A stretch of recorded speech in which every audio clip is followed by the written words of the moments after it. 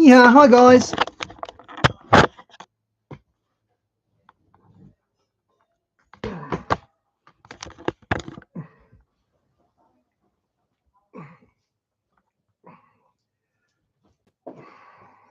Well, my next guest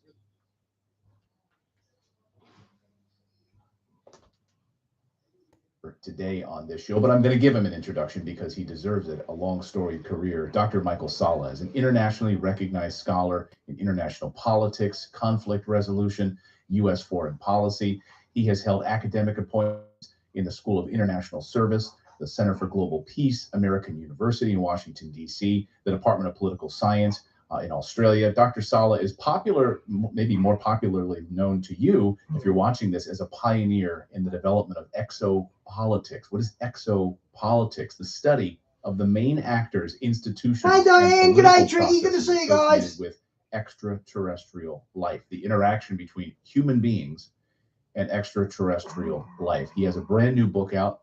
I'm almost finished with it. I have so many notes, I can't put it down. It's called U.S. Army Insider Missions, Space Arcs, Underground Cities, and ET Contacts. And Dr. Salla is our guest today on the show. Dr. Salla, great to see you here. Thanks, Clayton, for having me. Real pleasure, real treat to have you here. And, I have to say, we're going to cover a lot of ground today, and I want our audience to come at this with an open mind. And you may have some preconceived notions about things in the universe, and you maybe sit there with your arms crossed for most of the time when you hear topics like this. But I really want our audience, to come at this from a place of openness and allow Dr. Salla to really talk about his experience here. So, Dr. Salla, this week I want to start with what we saw this week. We saw a whistleblower over the past week or so come forward, a Pentagon whistleblower, and a series of reports and interviews saying that he filed a complaint with the Pentagon because of the suppression of UFOs, of craft that the United States has in its possession, alien bodies, etc. This information is being kept from the American public. His name is David Grush. Apparently has the highest level of clearance inside the Pentagon, and there's been mixed reaction to his whistleblower testimony, coming forward and talking and telling the world about this. What was your initial response to seeing this? Because you have a lot of experience dealing with these whistleblowers who've come forward to reveal similar things. What did you think this week when you saw this? Well, I thought it was very significant that, firstly, that story that was published in the debrief was first passed by the New York Times, Politico, and The Hill, and that the authors had to run it through the debrief, even though they had previously published in the New York Times similar stories with their kind of rigorous background checking of the witnesses. So, straight away you get a clue that there's some kind of different factions involved in this kind of issue concerning UFO crash retrievals and reverse engineering efforts. And I think what we saw with David Grush's testimony is that there is a faction of people behind him that are encouraging him to come forward to reveal this, because this is the time for the American public to know that these kinds of reverse engineering projects concerning retrieved extraterrestrial spacecraft that go all the way back. I mean, the earliest instance that I know of was Cape Girardeau in 1941 in Missouri. So that was the home state of President Harry Truman, and one of the factors that maybe led to him becoming president. So you go all that way back, and there have been that's 80 years of these crash retrievals happening in the United States and elsewhere around the world, with lots of people coming forward talking about the existence of these crash retrieval operations, and that there has been reverse engineering going on. And of course, that's been dismissed and ridiculed all that time. And so now to have such a senior bureaucrat such as David Grush coming forward saying, not only that this is going on, but also that there is a concerted effort by the Arrow office to just ignore that data. And you contrast what he revealed in terms of, these are extraterrestrial craft and even bodies are involved, with the response by Dr. Sean Kirkpatrick to the idea that some of the UAPs are extraterrestrial in origin, and just dismissing that outright. So I think we're talking about two different factions or groups within the government military industrial complex that have opposing positions about how much and when to reveal about these reverse engineering projects. So two different factions. What do you think are the motivations of each of these factions? Well, one faction just wants the truth to come out, and I think that's more the military faction, because they stand the most to benefit. I mean, if you look at it in terms of cost-benefit analysis, if you suddenly have the existence of these alien technologies that can be reverse engineered to build spacecraft that are capable of kind of like interplanetary, interstellar conflict or interstellar travel, then you're going to have the Navy wanting to have space carrier groups. You're going to have the Air Force, or now Space Force, wanting to have fleets of anti-gravity craft that can go to Pluto and back, in an hour, because that'll be a legitimate concern for the military, that in order to protect national security and global security. Then on the other hand, you have the intelligence community that wants to keep this all secret, because the CIA and the National Reconnaissance Office, I mean, they have their own secret space program. And the more they keep this secret, the prayers more will they be can tricky, use you know that, these brother. craft that are built by major companies such as Lockheed Martin, General Dynamics, Northrop Grumman, to have their own fleets of covert spacecraft that they can use all around the planet for covert operations. So, it goes back to that same struggle that goes to the Kennedy administration and earlier, between the US military's legitimate concerns to defend national security and having the equipment and the tools to do so, with the intelligence community's desire to keep everything kind of secret and to maximize its own influence behind the scene, and just kind of keep the military at bay, or restrict their access to these kinds of technologies. So that's ultimately what I think is going on here, Clayton, that you have a military backed effort to reveal all this, because they want to have their space cruisers, they want to have their battle fleet. Okay, what's happening there?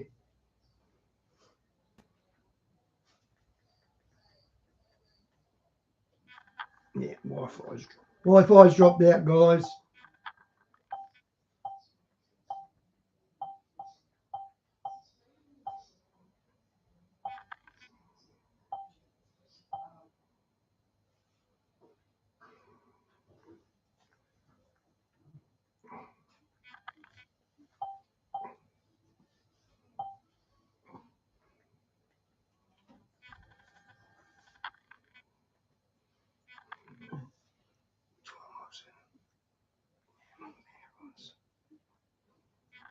Gotta go.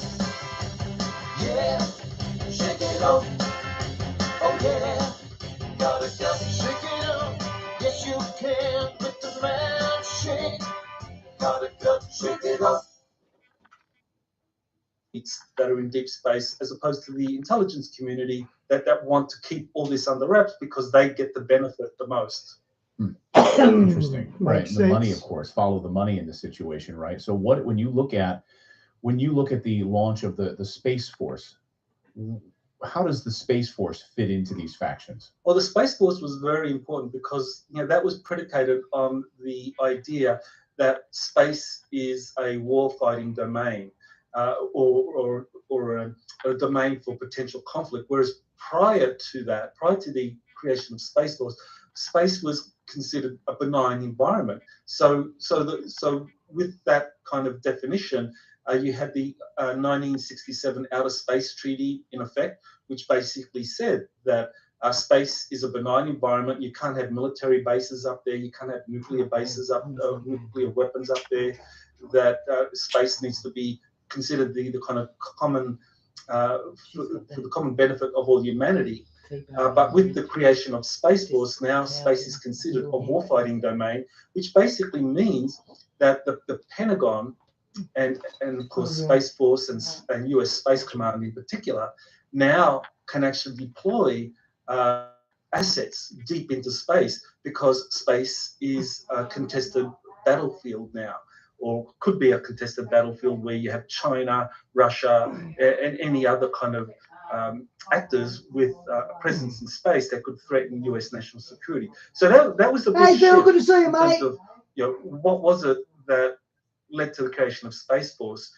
And it's very interesting that just before the creation of Space Force, looking at space as a warfighting domain needing a dedicated military service was actually subjected to a gag order by the Secretary of the Air Force, Heather Wilson, who was the first secretary under President Trump. And there was a gag order. So the four-star general in running the US Air Force couldn't talk about the need for creating a dedicated military space service that would be responsible for dealing with space as a warfighting domain. So that has all shifted now.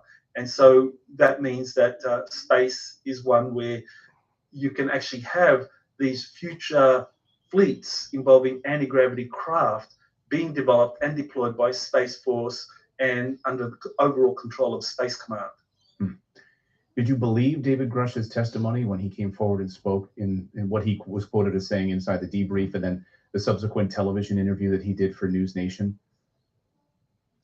Definitely, yeah. I think everything he said is absolutely correct in terms of my own kind of research into this over the last 22 years, that there are people who have access to these classified programs that involve reverse engineering of captured extraterrestrial spacecraft and building fleets of these anti-gravity vehicles that are used for select customers, which is basically the intelligence community and the covert military, special operations command and so forth. And so I think everything he said kind of matches what others have said in the past. Now, when we look at the motivation behind that, is he a mouthpiece for this faction that wants this information to come out, or is he a kind of setting up some kind of false flag operation or a limited hangout where they get ahead of the story? Because that's what's not clear at the moment. What's the motivation behind it? Because I think it's very unusual for a whistleblower who comes forward to talk about these things Hope you feeling okay, Lynn? Retaliated against in some way. Given his seniority, that doesn't appear to be anything other than just kind of like some finger slapping or hand slapping here in terms of the punishment he suffered. So there's definitely a faction behind him, whether it's the military or whether it's the intelligence community, but someone is, I think, giving him the green light to come forward and talk about this and protecting him. But yeah, we'll see whether this is going to kind of like take us to a level where the American public is going to be gaslighted for a future war involving some kind of contrived extraterrestrial threat, the so-called false flag alien invasion that I know. Wow, he put a good term on it. Gaslighted. Wow. People like John D'Souza have been talking about for well over a couple of years now. Yeah, which is what I fear, right? That this is true.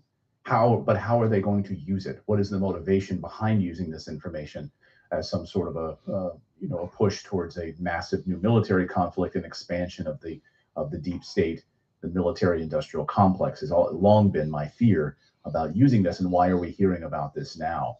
This week also, or last week, we heard from Dr. Stephen Greer, held a press conference with a number of individuals coming forward. Can you describe for me what you saw in that press conference and what stood out to you among the three people that he featured? Well, he featured three new whistleblowers out of a group of 5 that are going to be appearing at the National Press Club for a second press conference on Monday.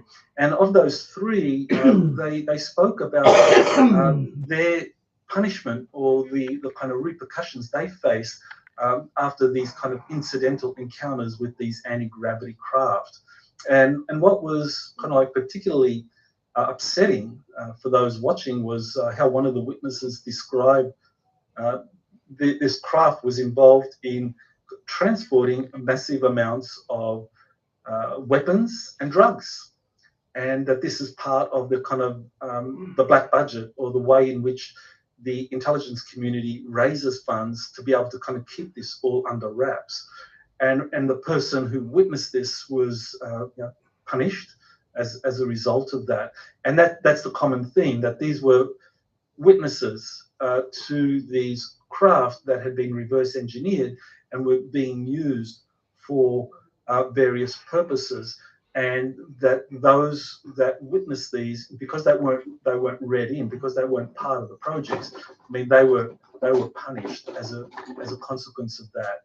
So I think it's important to kind of point out, there's a lot of other whistleblowers, insiders, who actually have been read in, are part of the programs, and they've come out in the past after retirement to talk about their involvement. One person that stands out is Clifford Stone, who says that he was part of these classified reverse engineer or classified crash retrieval operations from 1969 up until 1991, when he retired from the US Army. And so he was directly involved in the operation, so he was read in. And another kind of whistleblower, people like JP, this person I wrote about in US Army Insiders missions, he is actually active military, and he is also being green lighted to talk about this because of agreements between the military and the extraterrestrials that he's been involved with.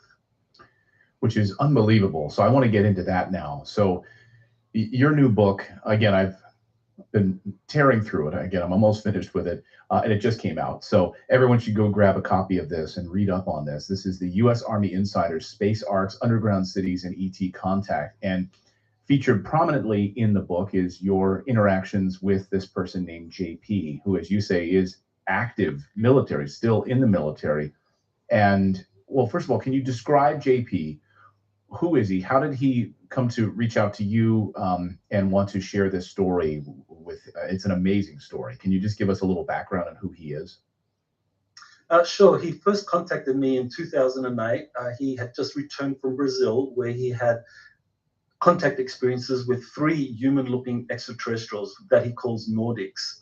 And over the subsequent years, he developed inventions. He was brought to the attention of the covert military, and he formed a relationship with Air Force operatives out of MacDill Air Force Base. He lived right up until 2018. He lived in Tampa, Florida, which is where MacDill Air Force Base is located. And MacDill Air Force Base is the home for Special Operations Command, which is where all of the military services pool their resources to perform these missions all over the planet. And so he was contacted by these covert operatives out of MacDill, and because they knew he was having extraterrestrial contacts, they were trying to get information from him. Where are these extraterrestrials taking him? What are they showing him? What kind of technologies is he being exposed to? And it's very interesting. I discuss how he was taken to places where he was given weapons training by extraterrestrials. So here you have an individual, private individual, being given weapons training by extraterrestrials involving these exotic technologies. So I write about that in the book. And so by 2019, he decided, because of the creation of Space Force and Space Command, that he was told that he would be able to have greater access to these classified programs, because his status as a civilian was a problem, that on a couple of occasions he was denied access to classified programs because of the compartmentalized nature of these. Because even though the Air Force operatives involved in these kinds of issues wanted him to have access, you have Army and Navy officials denying him access because he was a civilian. So in 2019, he decided to join, and the big motivation was the creation of Space Command and the creation of Space Force, because he was told that if he joined, he would be able to start serving with them. And that's exactly what happened in 2000, after he joined in 2019. Soon he was performing missions for Space Command. Even though he joined the Army, he would be given temporary duty, and he would perform these missions for Space Command. And I described various missions off planet to the moon, to Jupiter's, in the orbit around Jupiter, Ganymede, the moon. That these anti-gravity technologies are so advanced that JP was able to get there and back in a day. I mean, they can travel to the moon, to Jupiter and Ganymede in a day and come back. It's unbelievable. And this is where I want my audience right now to just have an open mind here. This is unbelievable to me. I mean, I've been doing research on the Secret Space Program for years, not to your level, of course, but I just can't. To me, this is the next step, this disclosure about the Secret Space Program. Like, the craft is one thing, the reverse engineering of these craft is one thing, but to know that the United States has actively been involved with extraterrestrials, having off-world meetings on moon bases for decades, really. I mean, that's really what we're talking about here, right, Doctor? Yep. There are a few common problems in life that only... Well, that's right. Yeah, there's been these relationships with different extraterrestrial factions. And so this is where it becomes important that we distinguish between different factions, that just as humanity is divided into different nations with their own agendas and their own cultures, extraterrestrials also are divided in terms of their kind of species, the appearance, and their political agendas. Boiling it all down to the simplest terms, I think in a way, extraterrestrials can be divided into groups that are all into kind of centralized control, and they will manipulate people to achieve that.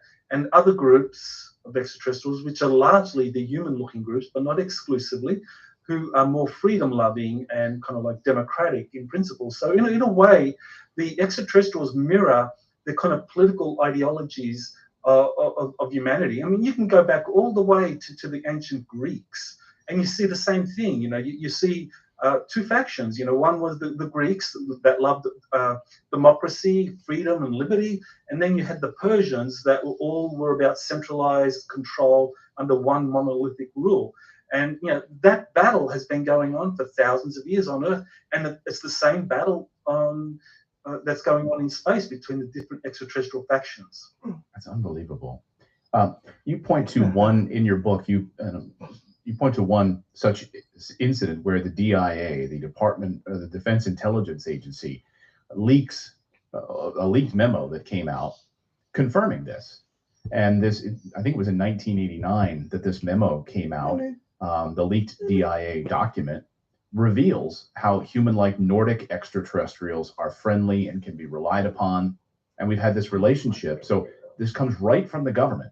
We have these documents from the Defense Intelligence Agency. What specifically do they say and talk about? And how was this first revealed to you? I mean, how did you first learn about it? Good question.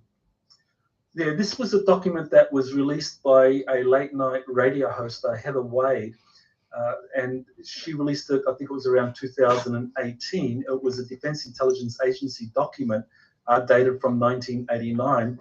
And there were a number of people that checked this document. One that I've worked with closely was Dr. Robert Wood, who is one of the people behind the Majestic Documents website, and he specialized in examining with kind of forensic detail the genuineness of different documents that have been leaked that purport to be official government documents but haven't been acknowledged to be so. So he studied this document, and he was able to trace down that this was very likely a briefing document that was given in 1989 to an incoming member of the Majestic 12 control group. That one member was being replaced, another one was coming in, so they gave him a briefing on what's the state of affairs out there, and to kind of like boil it all down in terms of the different extraterrestrial groups out there. It described 4 categories of extraterrestrials. One are the human-looking extraterrestrials. It described them as pretty much the way my source JP and others have described these Nordic human-looking groups as friendly to humanity, as potentially good. Yeah, the good cop out of the good cop and bad cop routine. That's what the tall Nords are. The good cop, good cop, bad cop. The Mutt and Jeff show, we call it. Allies. And then it described the second category, the kind of biological greys that are pervasive in terms of the Hey, Chris, good to see you, mate. Literature, and it described two other categories involving kind of like transmorphic entities and so forth. But the interesting thing about this is that this document was the first time, the leaking of this document was the first time that any leaked official document discussed human-looking extraterrestrials as interacting with us. I mean, there's been hundreds of leaked documents that have come out previously that have been analyzed by many, but they never talked about human-looking extraterrestrials.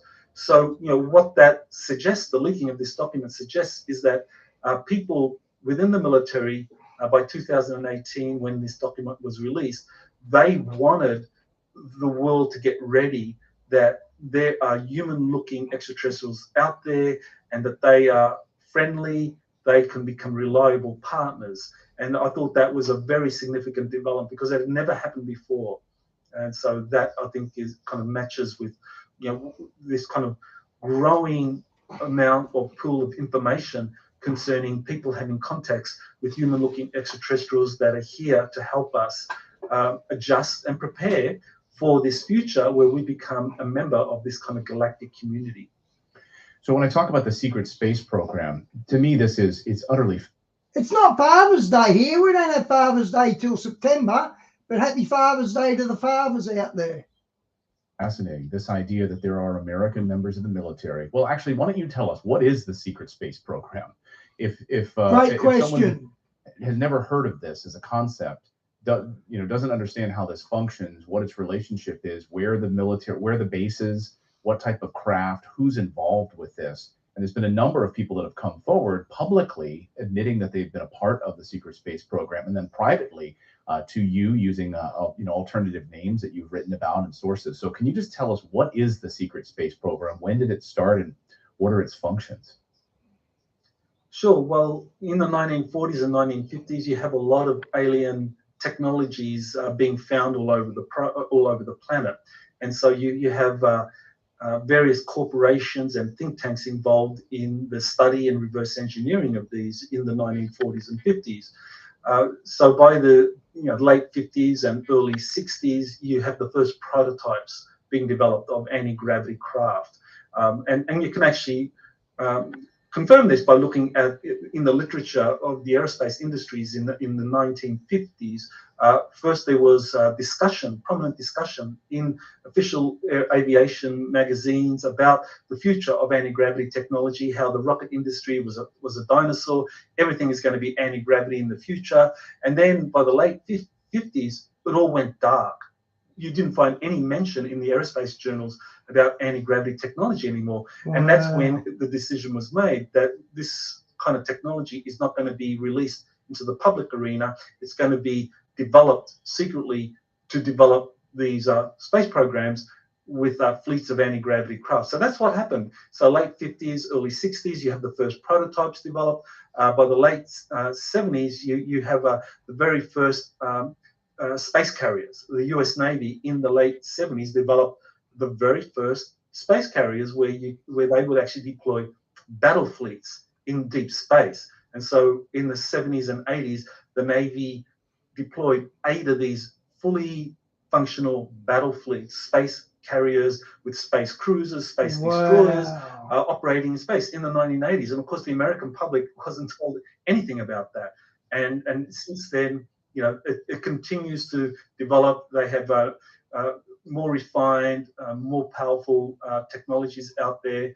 And this was all done secretly. And with the creation of Space Force, I think what that signified is that there was an attempt to bring that incredible, the technologies, the personnel, all of the functions and projects that are happening in deep space through these secret space programs, kind of like to bring those into the white world where they would be treated like any normal military service, where Congress appropriates funding, approves their projects and activities, and so that's what's going on right now. That there is an attempt to bring these secret space programs out of this kind of deep dark world of black projects into the open source literature.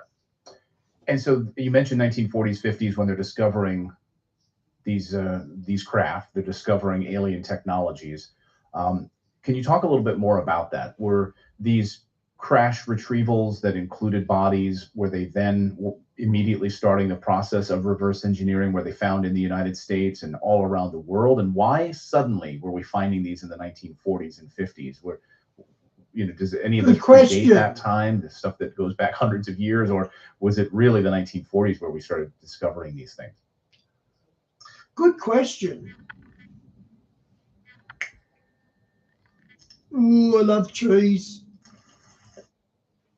Well, the 1940s really was the kind of tipping point in terms of the hey, Johnny, good to see you. Visiting our world. I think before that time, we weren't of great interest, and I think the development of nuclear weapons was the kind of catalyst for greater level of interest by extraterrestrials in our planetary affairs. And I think when you look at atomic weapons, especially thermonuclear weapons, I mean, they disrupt the space-time continuum. Exactly, Tricky. The fact he uses it is very curious, isn't it?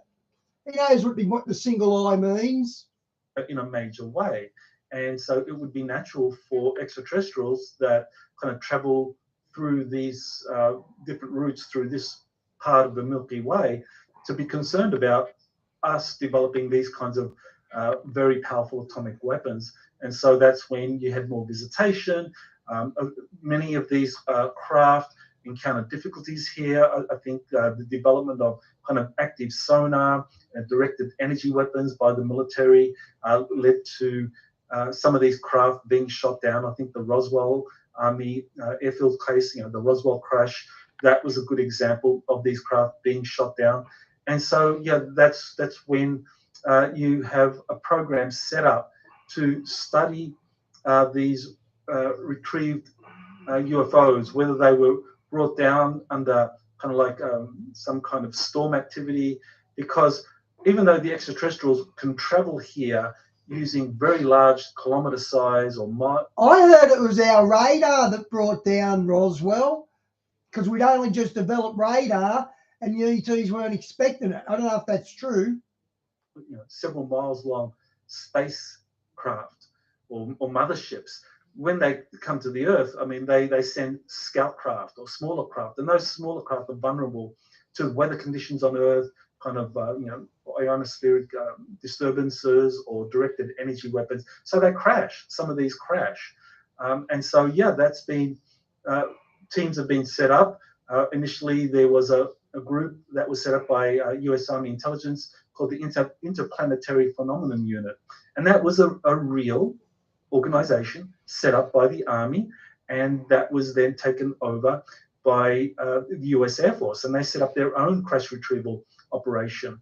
And that was Project Moondust and Project Bluefly, and these are actual existing programs that you can confirm through Freedom of Information Act request that these have been confirmed. These programs did exist to recover foreign technologies, and so these finding and retrieving crashed extraterrestrial spacecraft in the United States and all over the world has been a primary concern for the United States and other major nations such as Russia and China for decades. And so now we have these craft, we are reverse engineering them. Not only are we reverse engineering them, the anti-gravity technology, but we've developed massive fleets of these vehicles. Where are these kept? Are they kept at normal U.S. military bases? In your research, do you have some insight into that? Of course, you've written a book on Antarctica and its hidden history and the foundations of the Secret Space Program. So where are these massive fleets being kept? Have you seen pictures of them? Have you seen evidence of them? Have you seen videos of them? Have you gotten to see them personally? And I think that's one thing that Americans would love to know is, when are we going to see these things? And for a lot of disbelievers, they're going to say, when will these show up on the White House lawn so that we can actually see these for the first time? And then I'll be a believer. Well, they flew over the White House in the 50s in a big fleet. So it doesn't matter what they do, unless they get interviewed on CNN, no one will believe it. Sure. Well, actually, in the book, US Army Insider Missions, there's dozens of photos that JP took of flying triangle craft and flying rectangle shaped craft out of MacDill, operating out of MacDill Air Force Base. So not only did he have direct experiences with the craft and the personnel in these craft, because he was taken on several occasions by these craft, he was able to take pictures of these, and he was actually encouraged to do so. This is before he joined the army. This is while he was a civilian, and it was because of his relationship with these Nordic extraterrestrials that he was encouraged to do that. So there are photos of these craft operating out of Special Operations Command at MacDill Air Force Base. So they're in the book. I actually have some of them on my website, so people can look at it. And no one has offered to kind of look at. Shawnee, I've literally seen a UFO, so I don't know why you're laughing about anti-gravity technology. That they're literally true. These in terms of examine them and look at other witness reports confirming that. People ignored it because people weren't ready. Now I think we were at a point where people will pay attention to this. But yeah, there's a lot of photographs and videos now being taken of these craft that do operate all over the world. And certainly there are places like Dugway Proving Grounds in Utah, where there are massive underground facilities where these fleets of anti-gravity craft are built and then deployed by the military. I mean, you look at Dugway Proving Grounds. I mean, there have been insiders coming forward saying that Lockheed Martin, General Dynamics, Northrop Grumman actually do have. Yeah, Shawnee, that's why Di posted, because we all know they're dying from the jab. So that's why Di posted. It's usually a couple of stars every day. Contractor facilities at Dugway Proving Grounds. So why would major aerospace companies have kind of like units operating out of Dugway Proving Ground?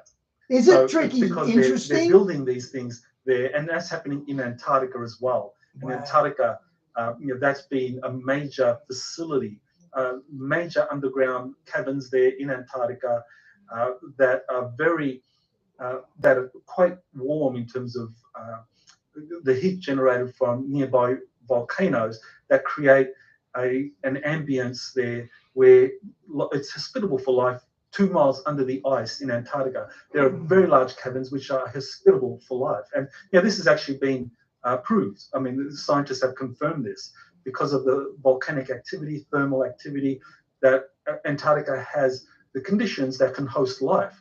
And so this is where you have these massive underground facilities in Antarctica that have been built, and they have been producing these fleets of anti-gravity spacecraft that have been used in these deep space operations. It's unbelievable. Almost I've heard of these reports of the underground city in Antarctica, underground cities, because they're so massive. Unbelievable. So when you look at the Secret Space Program and the relationship, I kind of want to just pick that up, dive a little bit more deeply into this now. You have members of the U.S. military who've been recruited, brought in to be a part of this, to not only pilot these craft, but also be involved in the political sort of relationships between human beings and extraterrestrials, and having off-world meetings. Is that also, I get from JP's reports in your book, that they're going on these craft and they're going to off-world meetings, both in other places like the moon base and other places. Can you talk about that? Well, that's right. Yes, one of the big meetings that happened was in 2021, where apparently there were a new group of extraterrestrials arriving in our solar system, and so Space Command put together a mission to kind of almost like a meet and greet, where they went to meet these new extraterrestrial visitors, saying, "Wow, well, welcome. We're the local humans. We're the ones that are ultimately responsible and custodians for our solar system, and we're glad you're here. And we'd like to work with you and reach agreements." And so he described that mission, and he described going to Ganymede, one of the moons of Jupiter, where he says that he saw these ancient facilities there built by extraterrestrials that are still being used to this day. And he met with some different extraterrestrial groups. Some of these facilities were actually handed over to Space Command. So Space Command has been sending equipment, personnel to Ganymede, equipping some of these bases there as a kind of like a deep space outpost for US Space Command. So this is all going on, and the thing is that there are people that know this is the time where all of this has to be revealed, that all of these kind of massive deep space operations can't continue to be funded covertly through the CIA using these kind of illegal kind of drug running, weapons smuggling, kind of like black budget activities to raise the enormous funds needed for these kinds of deep space projects that all have to be conducted using funds that are not appropriated by Congress, because Congress doesn't have oversight of this simply because it doesn't allocate any funding for these deep space operations. So this is why people within the military are encouraging JP to come forward and talk about this, because they want Congress to fund all this rather than dipping into this kind of secret black budget. So when we see UFOs and people post videos of UFOs online now, to me, it's almost impossible now to tell them apart from what the United States and other world governments have built through reverse engineering, right? They might be off-world vehicles, they might be from another galaxy, but they might be our own now because of the technology. Has it gotten to the point, I know Bob Lazar spoke about this a number of years ago, that when they were working on these reverse engineering technologies at Area 51, that they would attempt to work on it, figure things out, and we didn't have the technology to figure out their technology. And so we literally pulled a tarp back over it, wait another 10 years, he said, because we just didn't have the tools to analyze it. But I just want to kind of square what Bob Lazar has interesting detail with what we're hearing with these massive fleets that now we've been able to build. What do you make of maybe the disparity between those two worlds? Got a fussy eater? Pediasure helps improve appetite in 4 weeks. Pediasure. When our world is threatened, one team. Well, I think the Bob Lazar case was a psychological operation. It was a limited hangout. That's probably the best way of describing it. It was describing the truth that these extraterrestrial craft had been recovered. They were stored in a facility at S4, and you had some scientists coming in, playing with them, kind of looking at things. But that S4 facility that Bob Lazar went to is really more a museum. It's a museum piece hosting 9 recovered extraterrestrial or German flying saucer craft. So that's 9 craft that were there that Bob Lazar saw. And his description of these failed attempts to reverse engineer it, where he kind of described it almost like the ad hoc, clumsy way that the scientists were trying to understand and reverse engineer these technologies. I mean, he was kind of like exposed to that because that was the limited hangout.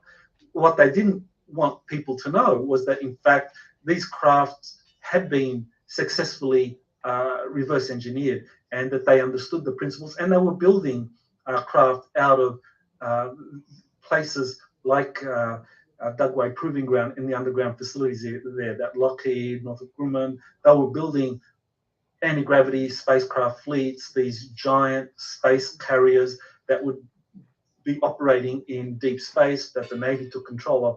In the early 80s and the late 70s, they were building these craft and deploying them using anti-gravity technologies and kind of like nuclear fusion propulsion systems. So this was all happening in the 70s and 80s. And of course, by 1980s, Bob Lazar comes along, and he's given exposure to some of the things at this museum at S4, and thinks that, oh, well, that's the state of the art. But in fact, he was only exposed to a very limited aspect, or just a few of the older sorts of technologies.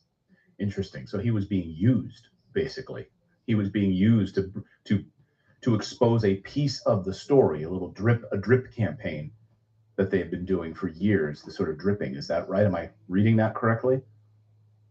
Exactly, yes. I mean, if you look at the Bob Lazar story, I mean, that had enormous impact for decades on the UFO community. But it really was a limited hangout because, I mean, what the big takeaway from Bob Lazar is that, oh, yeah, you know, these extraterrestrial technologies exist, they're being stored and studied, but, you know, the classified system, the security kind of overbearing security structure meant that scientists weren't able to reverse engineer that. And that's nonsense. I mean, they had been successfully reverse engineered decades before Bob Lazar got to the S4 facility at Area 51. So it was a limited hangout. It was just to kind of steer people in a particular direction. And I think that's what John D'Souza was saying about this new whistleblower, David Grush, that he's part of a limited hangout.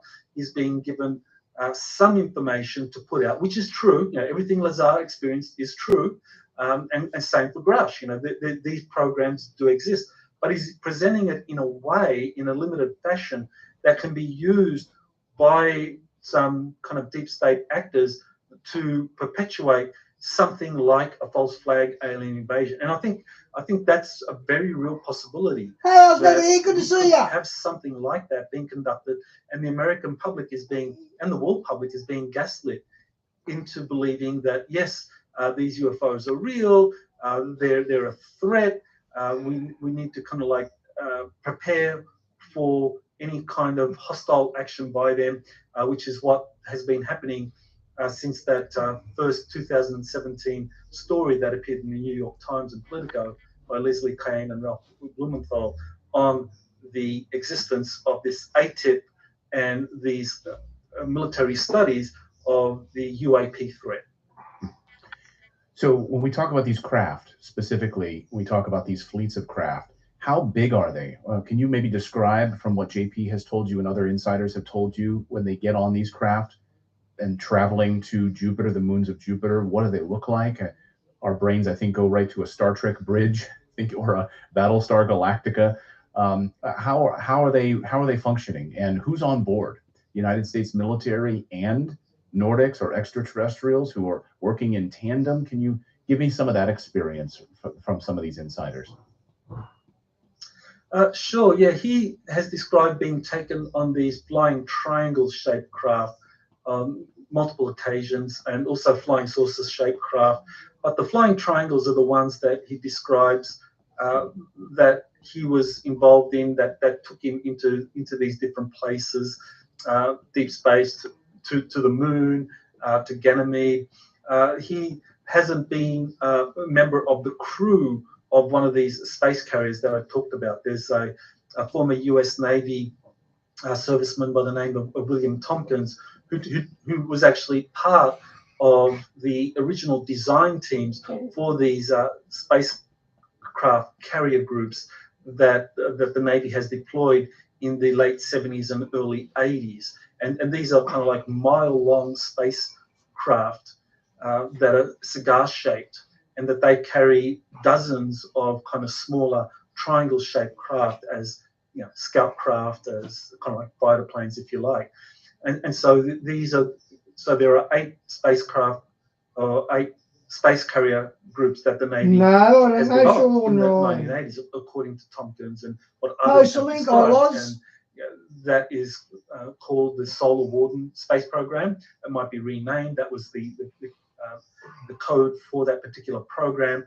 So JP's been taken these smaller triangle-shaped craft. So he wasn't part of the carrier group, but he did describe a large fleet of spacecraft going to this area around Jupiter to meet with the incoming extraterrestrial visitors.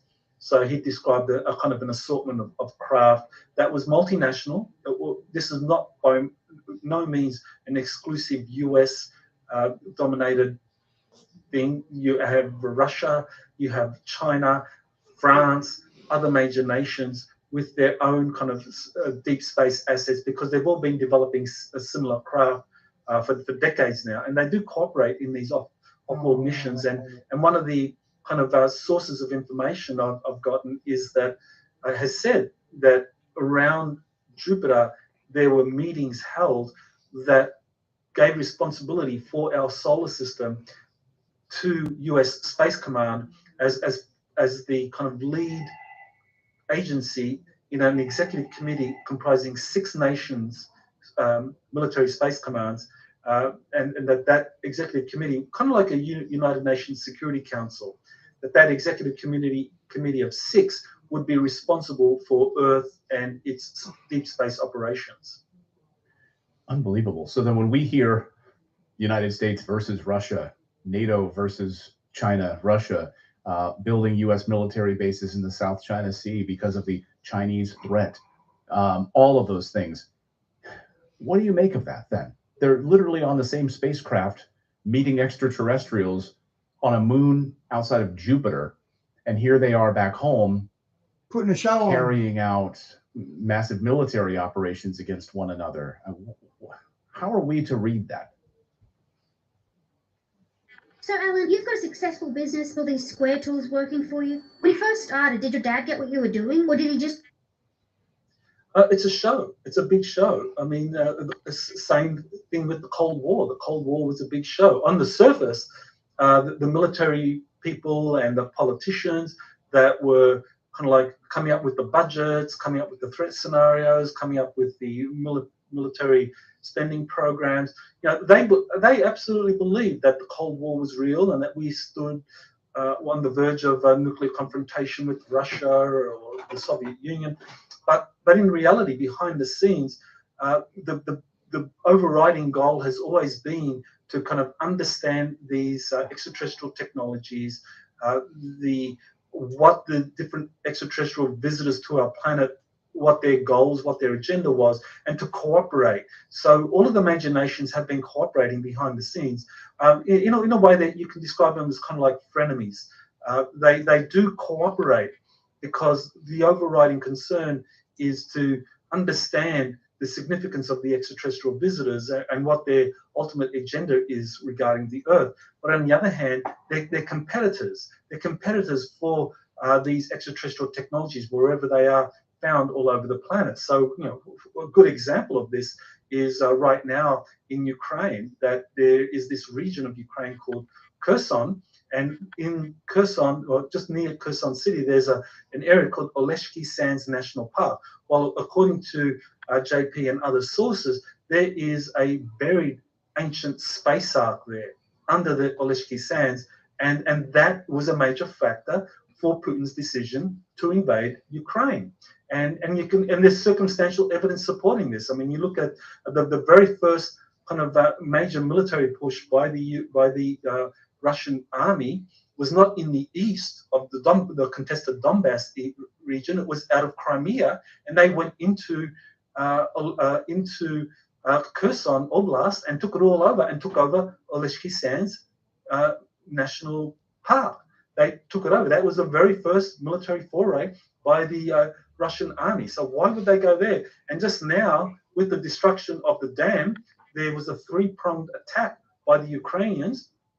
And one of those attacks, I just put it up on my Twitter feed, the graphic is there, shows that one of those prongs goes straight to Oleshki Sands, where this space ark is buried. So I think that this is really what drives international politics, this kind of friendly competition between the major nations to kind of find and control these ancient space arks or ancient extraterrestrial technologies that have incredible kind of technologies for reverse engineering. I want to talk about these space arcs. That's in the title of your new book, and you blew my mind. U.S. Army Insider Missions, Space Arcs, Underground Cities, and ET Contact. And I think for a lot of people, biblically, they think of an ark, right? They think of a giant wooden ship carrying 2 animals of every species, saving them in a great flood. But you make the point about these space arcs for us to think differently about what an arc actually is. What are these space arcs? How long have they been here? What do they do? And that's an amazing story about Kherson. But yeah, please tell us what these space arcs actually are. Well, you have a good example, of course, in Noah's Ark, and people think, well, this was an ark that was built, very quickly in a few months using wood to house kind of like, See, that's not true, guys. He doesn't know the Bible very well at all.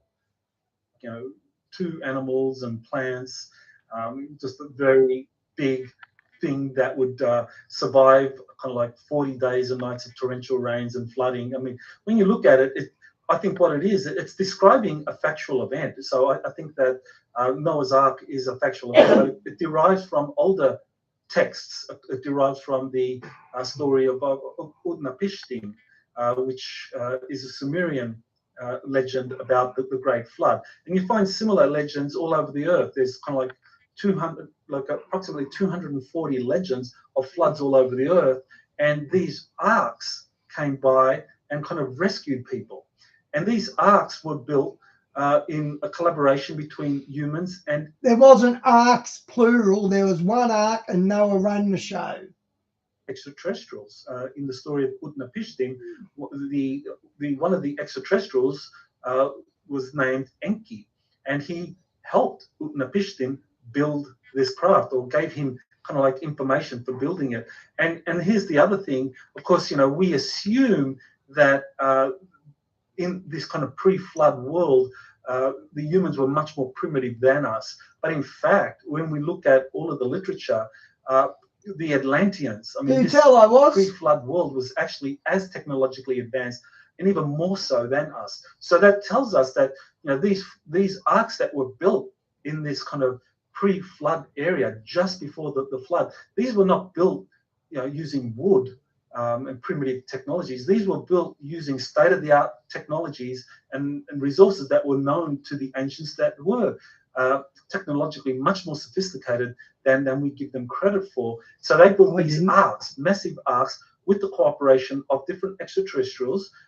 This brings in the Sumerians and other extraterrestrial groups. So they built these very large things designed specifically to kind of like carry sufficient numbers of humans and animals and plant seeds to like repopulate the earth after a series of catastrophic events. And it wasn't just one ark.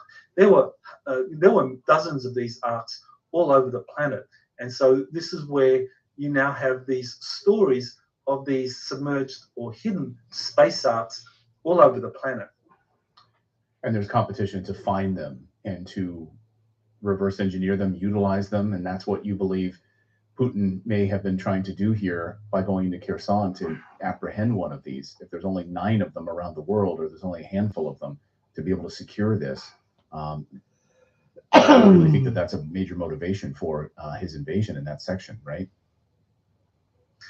Yes, I think that's a major factor. I don't think it's the only factor by any means, but certainly it is a major factor, and there's circumstantial evidence supporting these claims that there is a buried space up there at Kherson, at Oleshki Sands. And of course, Oleshki Sands itself, if you look at it, it's kind of like this circular patch of desert in the middle of Ukraine. It's the only sandy desert in Ukraine. So, what causes that? I mean, the historic explanation has been, well, it's overgrazing by sheep. Well, I don't think overgrazing by sheep is going to cause a desert. Really, it's because of this submerged space ark, the radiation that it generates creates this kind of inhospitable area for vegetation to grow in. But these are all over the planet, and some are submerged under oceans. Wow.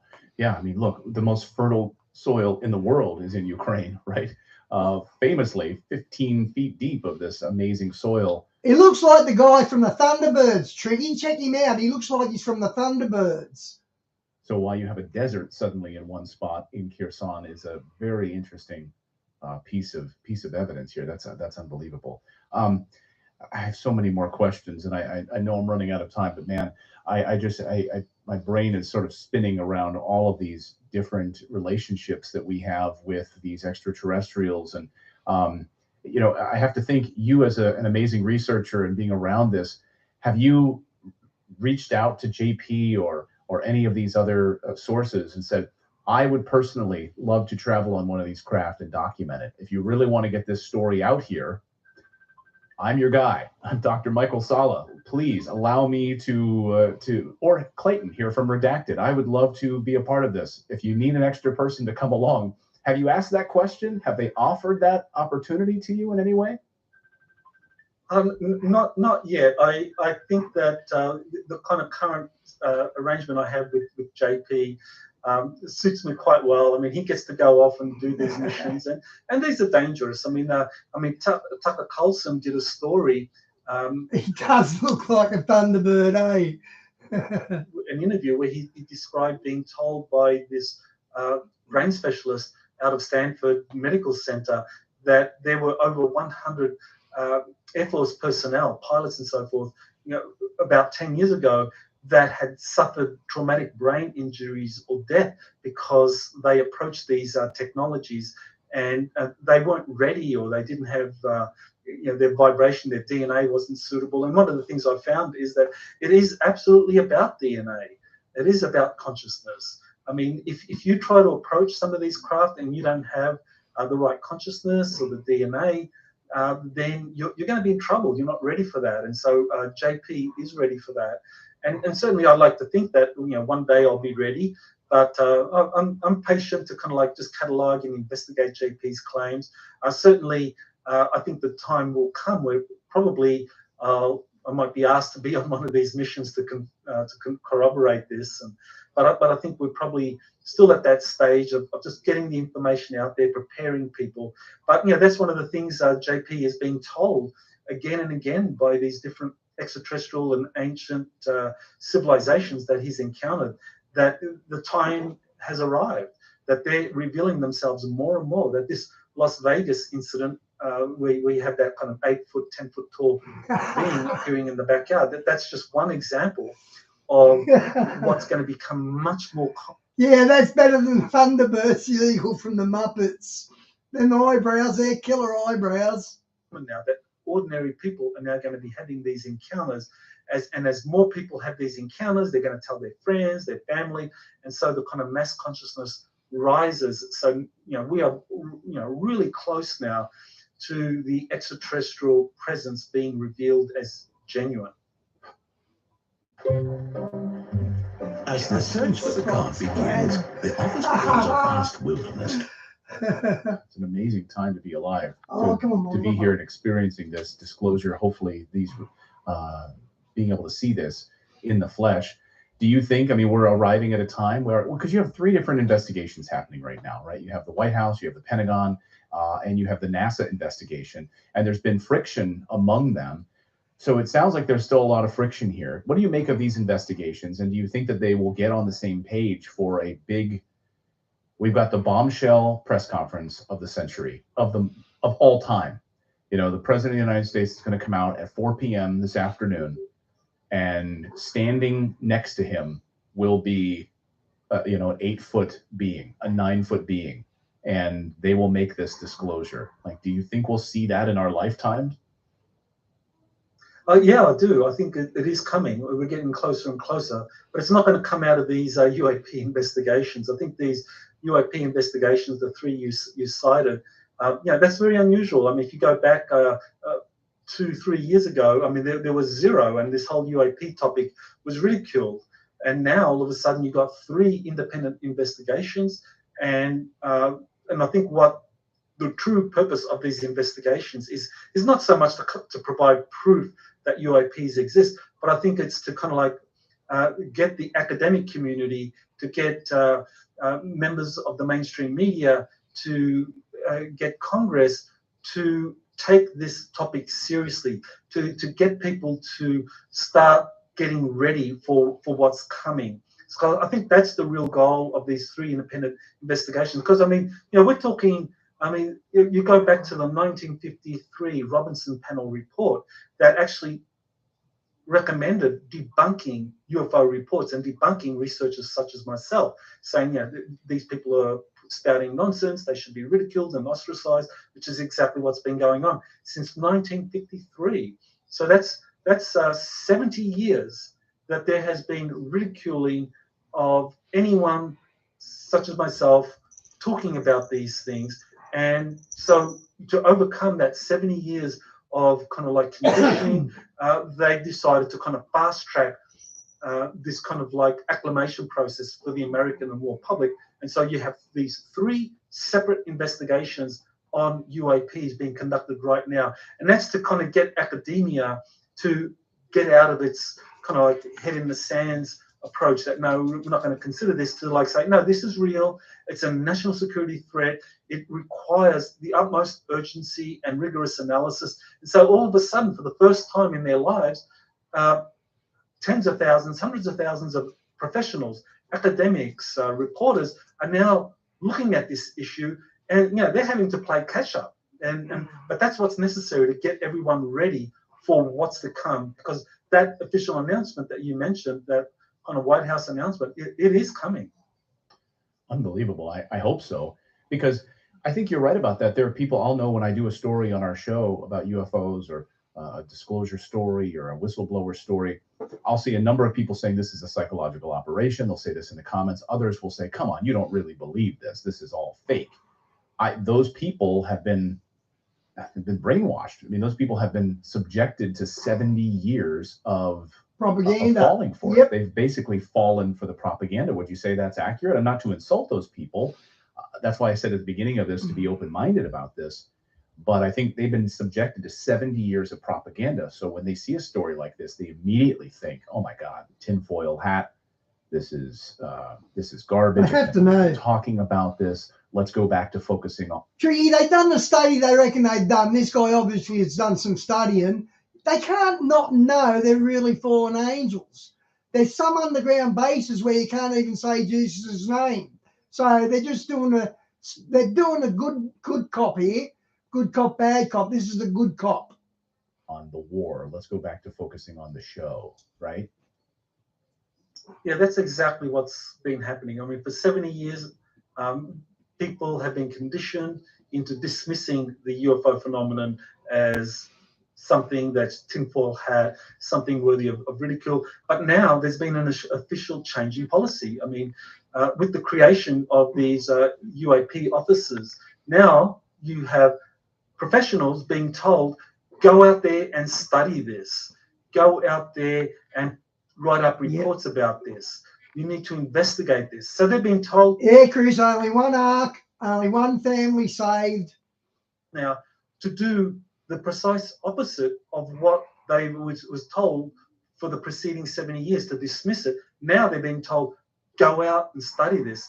And that's where you're having now a lot of people opening up to this, investigating this, and the deeper they go down that rabbit hole, the more they find this kind of material that I've been talking about with you. It goes down to this kind of like recovery of these extraterrestrial spacecraft and reverse engineering these, which is what David Grush, I think what David Grush ultimately represents is like, it's almost like, okay, for the last 2-3 years now, you have the first investigations of UAPs, asking, well, are they real? Is this really happening? Is it extraterrestrial in origin? And now the second phase has begun with, and I think that's what Grush's testimony does. It takes us into the second phase, which is these technologies have been recovered around the planet, and they're being secretly reverse engineered in government and corporate laboratories to create these spacecraft. So this is where we're now in the next phase, which is these technologies, these extraterrestrial technologies have been found, recovered, studied, and now they're being reverse engineered. And guys, we know they've done the Philadelphia experiment with that the ship. We know they've done that, and that was in 1947. They're going to be way advanced now. There's a little bit of skepticism going on this guy's claims.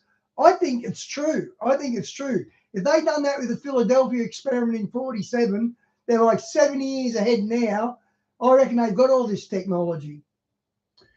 I wanted to finish with this. I have a viewer. Actually, I will say you are probably one of the most requested guests we've had on the show. Overwhelmingly, people in the comments say you've got to have Dr. Michael Salla on the show. And Dennis, one of our viewers, I will do this for Dennis because he's been a gracious viewer. He said, I'd love to ask Dr. Salla a question. And he said about the ousting of the Saqqara reptilians in 2021 and how the deep state is panicking without their overlords.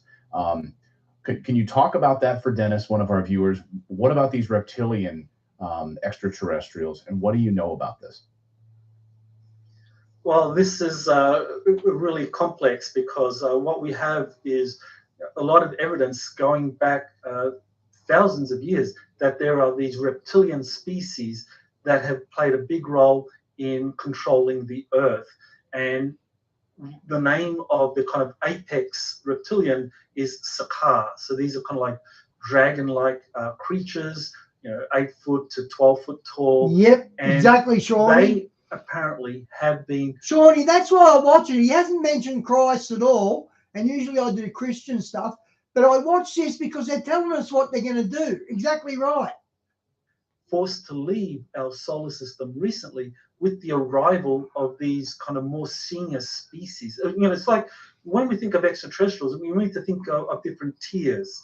You have Nikolai Kardashev came up with type 1, type 2, type 3 extraterrestrial civilizations. So, the ones that have been kind of controlling the Earth are like type 1 or type 2 civilizations. They're able to manipulate energy at a kind of planetary and at a solar level.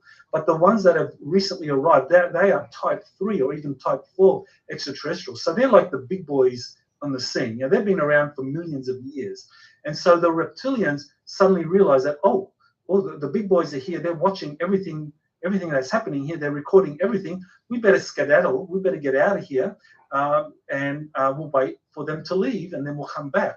And so this is the window we have as a planetary civilization, with the departure of these kind of like apex predator species like the Sakar, like the Orion Greys, with their departure, temporary departure, because this more senior species, coalition of 24 senior species have arrived in our solar system, type 3 civilizations. They're here to watch current events. They're here to watch our emergence into a planetary, into a galactic culture. They're here to watch that. But once that has happened over a period of maybe a couple of years or so, they're going to leave. And then we're going to have to fend for ourselves. So it's almost like, when we're breaking out of the shell, the insular shell that has kept us kind of like ignorant of the greater galaxy. But once we're broken out of the shell, like any little animal that's just broken out of a shell, the parent has protected you, but you're on your own now. Good luck. And that's where we are as a species. So we've got 10 years now, I think, to kind of prepare for the departure of this senior species, type 3 civilization, and the return of the Sakar and their allies. Wow. Well, thank you for answering that for Dennis. Great question and great answer. Unbelievable. Well, Doctor, I don't want to take up any more of your time. I could talk for hours about this, and I hope you'll come back. I hope we'll have you back on the show many, many times over the next few years. It would be really our pleasure to have you. Your new book, called U.S. Army Insider Missions, Space Arcs, Underground Cities, and ET Contact, about the Secret Space Programs, book number 8. Go grab it right now. Read it. It's unbelievable. Of course, you're documenting of what JP has experienced in these missions is really just eye-opening. So I encourage all of you to go read that. Of course, you can read Dr. Saleh's writings on his website at exopolitics.org, where he updates it regularly with stories just like what we were talking about in today's show. Doctor, it's been an absolute pleasure having you here on the show. We really, really appreciate it. Thank you for having me. Okay, hang on, guys. Just doing some here. Just doing some.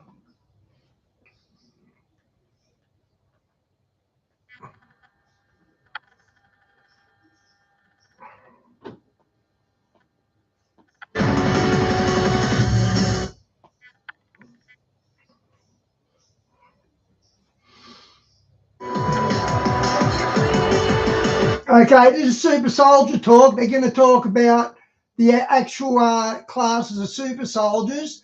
Before you say this isn't right, look at the giant at the Ferguson riots. The giant there. He was like 10 foot tall, and he's in military gear. And there's US soldiers next to him that come up to his hip. So these super soldiers exist. Hey, John, good to see you. Yeah, I love Redacted, John. Very good. No propaganda.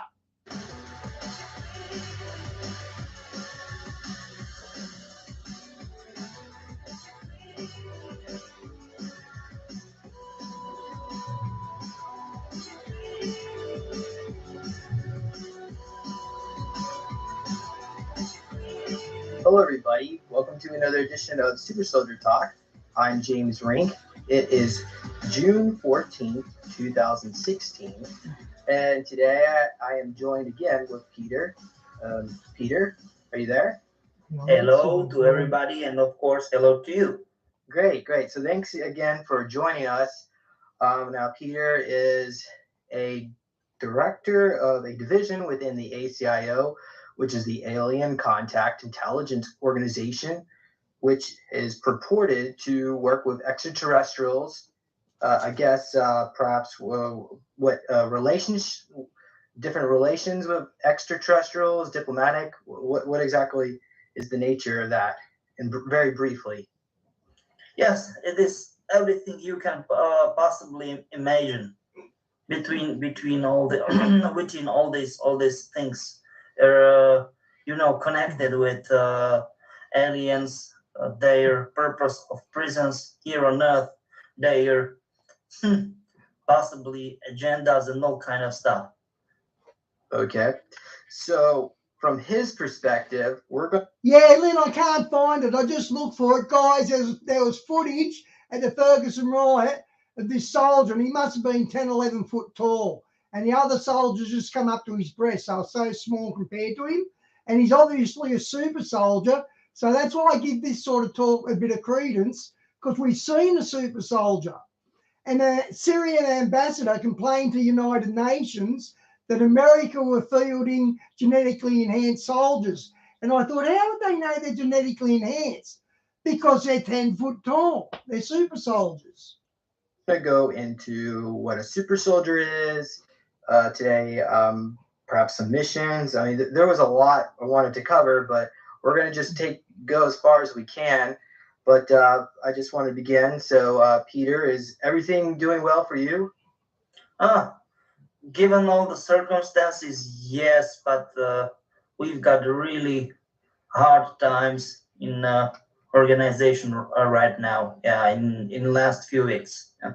And I assume that's associated with the Nazi issue that we talked about last week.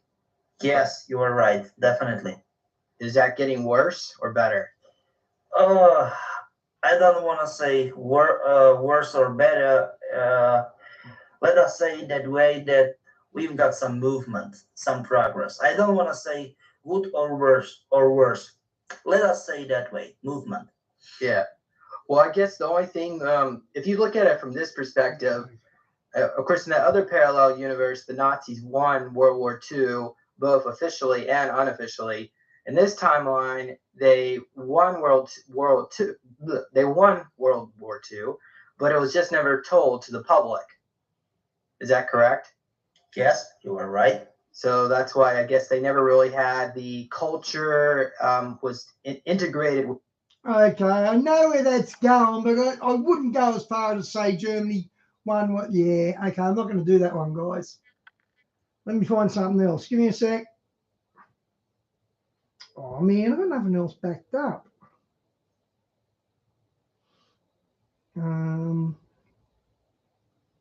on, guys. There you go. Got some. Get rid of the ads.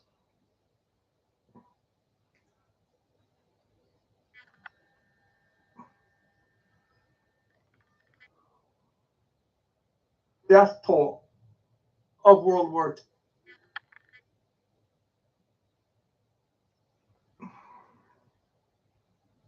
All right, good evening, everybody. As always, give me a thumbs up if you can hear me, and if you have good video. Please let me know if you don't hear me, and I'll try and remember to look over at the chat line here and make sure I see the messages. All right, tonight we're going to be talking about the Mystery of Babylon, particularly that the phrase Mystery Babylon is a code for Rome. Before we get going into this, I'm just going to give a few bits of info for those that are new to the program or haven't been around very long. My name is Lee Brainerd, and this program is Soothkeep. Soothkeep is Old English for Truth Fortress, and that is my vision, folks. Truth is my vision. And when you stop and think about it, we understand that we have to have a heart on fire for the things of the Lord. We ought to be zealous, and that heart religion is really what it's about. But if we don't have accurate information that our heart is on fire for, then all our zeal is worthless. I've often thought about the fact that there's lots of people that are super zealous. But you know what? Your zeal isn't worth any more than the truth it's attached to. If you're a zealous Jehovah Witness or a zealous Buddhist or a zealous Hindu or a zealous Muslim, that zeal is attached to error, and that zeal isn't worth much. If you're a very zealous believer, but you're in circles that have really bad doctrine, that diminishes the value of your zeal, diminishes the value of your worship for that matter, because worship is the same way. Worship has the value of the amount of truth that's contained in the worship, and that's the true gauge of worship. Well, anyway, just kind of a little interesting introduction here.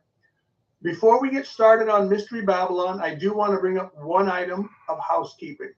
And folks, last week in my Mystery of Babylon video, I think I was a little bit harsh on one point. I compared believing that prophetic Babylon was the historic city of Babylon built on the same place to believing comic books. And folks, that's probably just a little too harsh. I should have just said that I thought it was not consistent with the historical grammatical hermeneutic. In other words, it's not consistent with literal interpretation. It's not consistent with the whole body of facts that's available. Yeah, Shawnee, that's what he was alluding to, because the Nazis come over and invented the space program and all that sort of stuff. I'm pretty sure that's what he meant by that. They took over the CIA. They took over the Ukraine. That's why Russia went against the Ukraine, because they're full of Nazis. But I should have just said that and left it at that. So my apologies. You know, it's very difficult as a teacher when you have confidence in your positions and you've really done some thorough research and investigation. You got to be careful that you're not too harsh on those that haven't done the same amount of investigation, because the truth of the matter is nobody has time to investigate every issue. Yeah. At any rate, that's the housekeeping.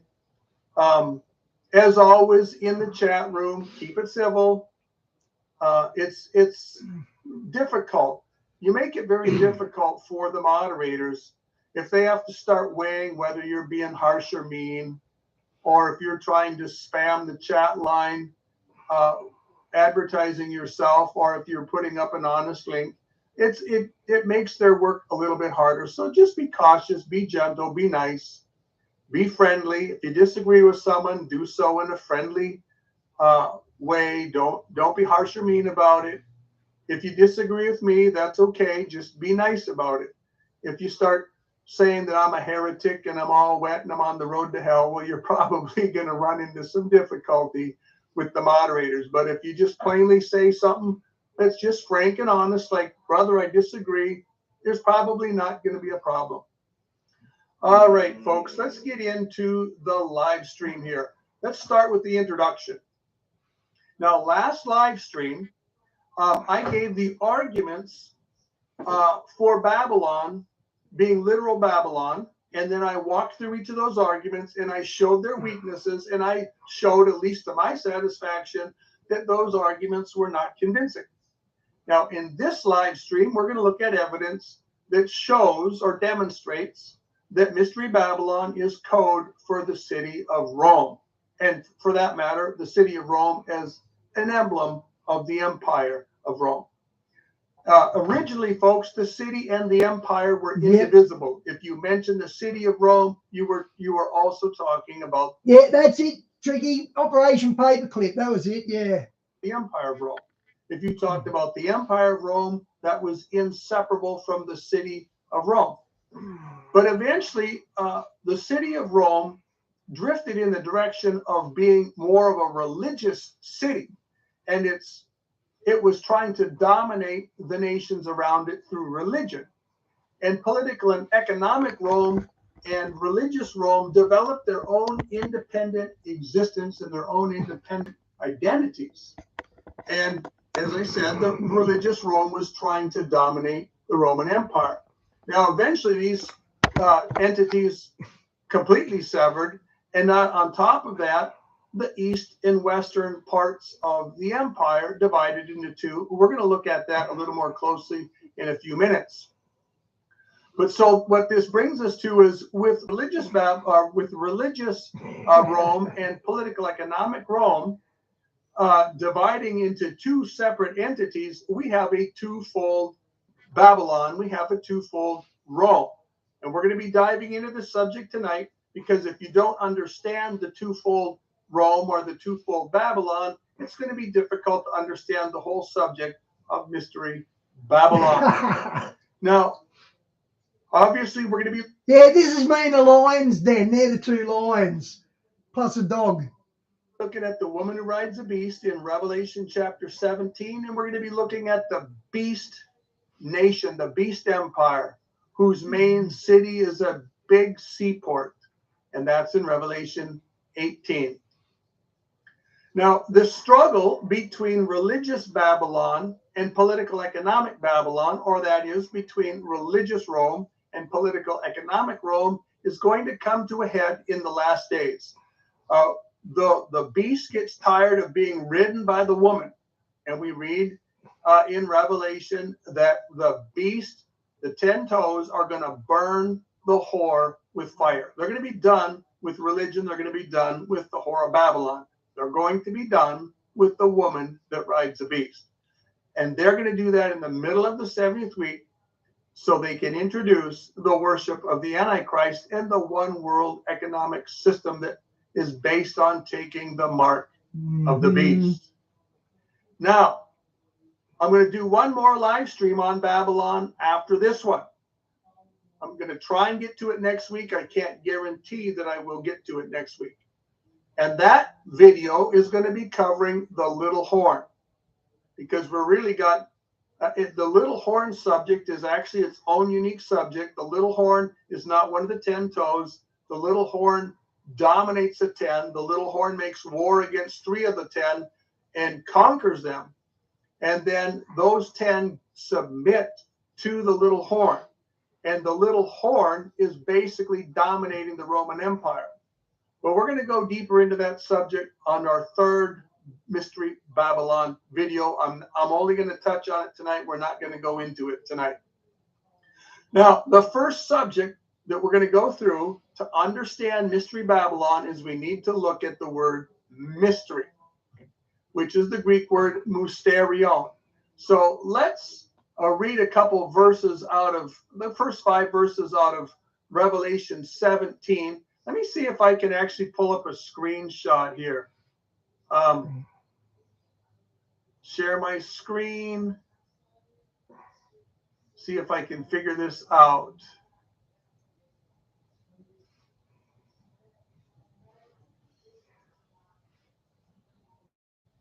All right, did that share? Let me know if that actually shared.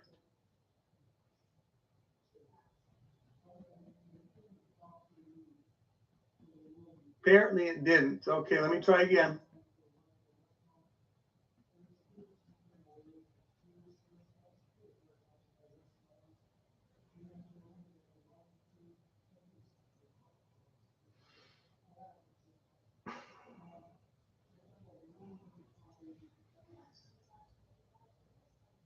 It's not me, it's him. Now, I'm trying to share eSword with you. Does it show up?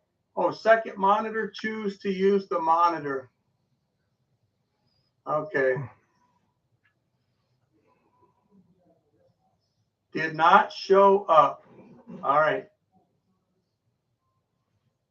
See why it's not showing up.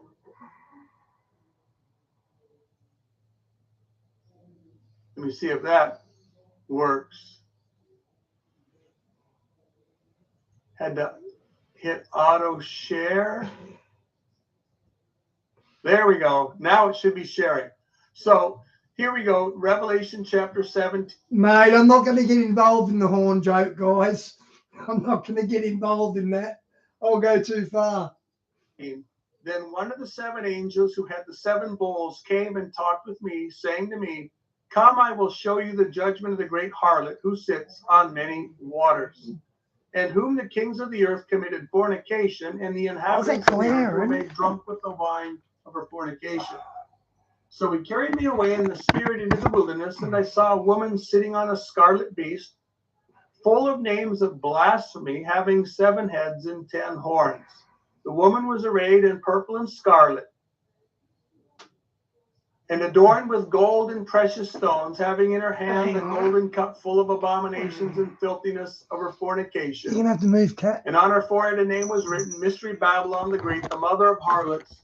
And I'm trying to get rid of the glare, guys.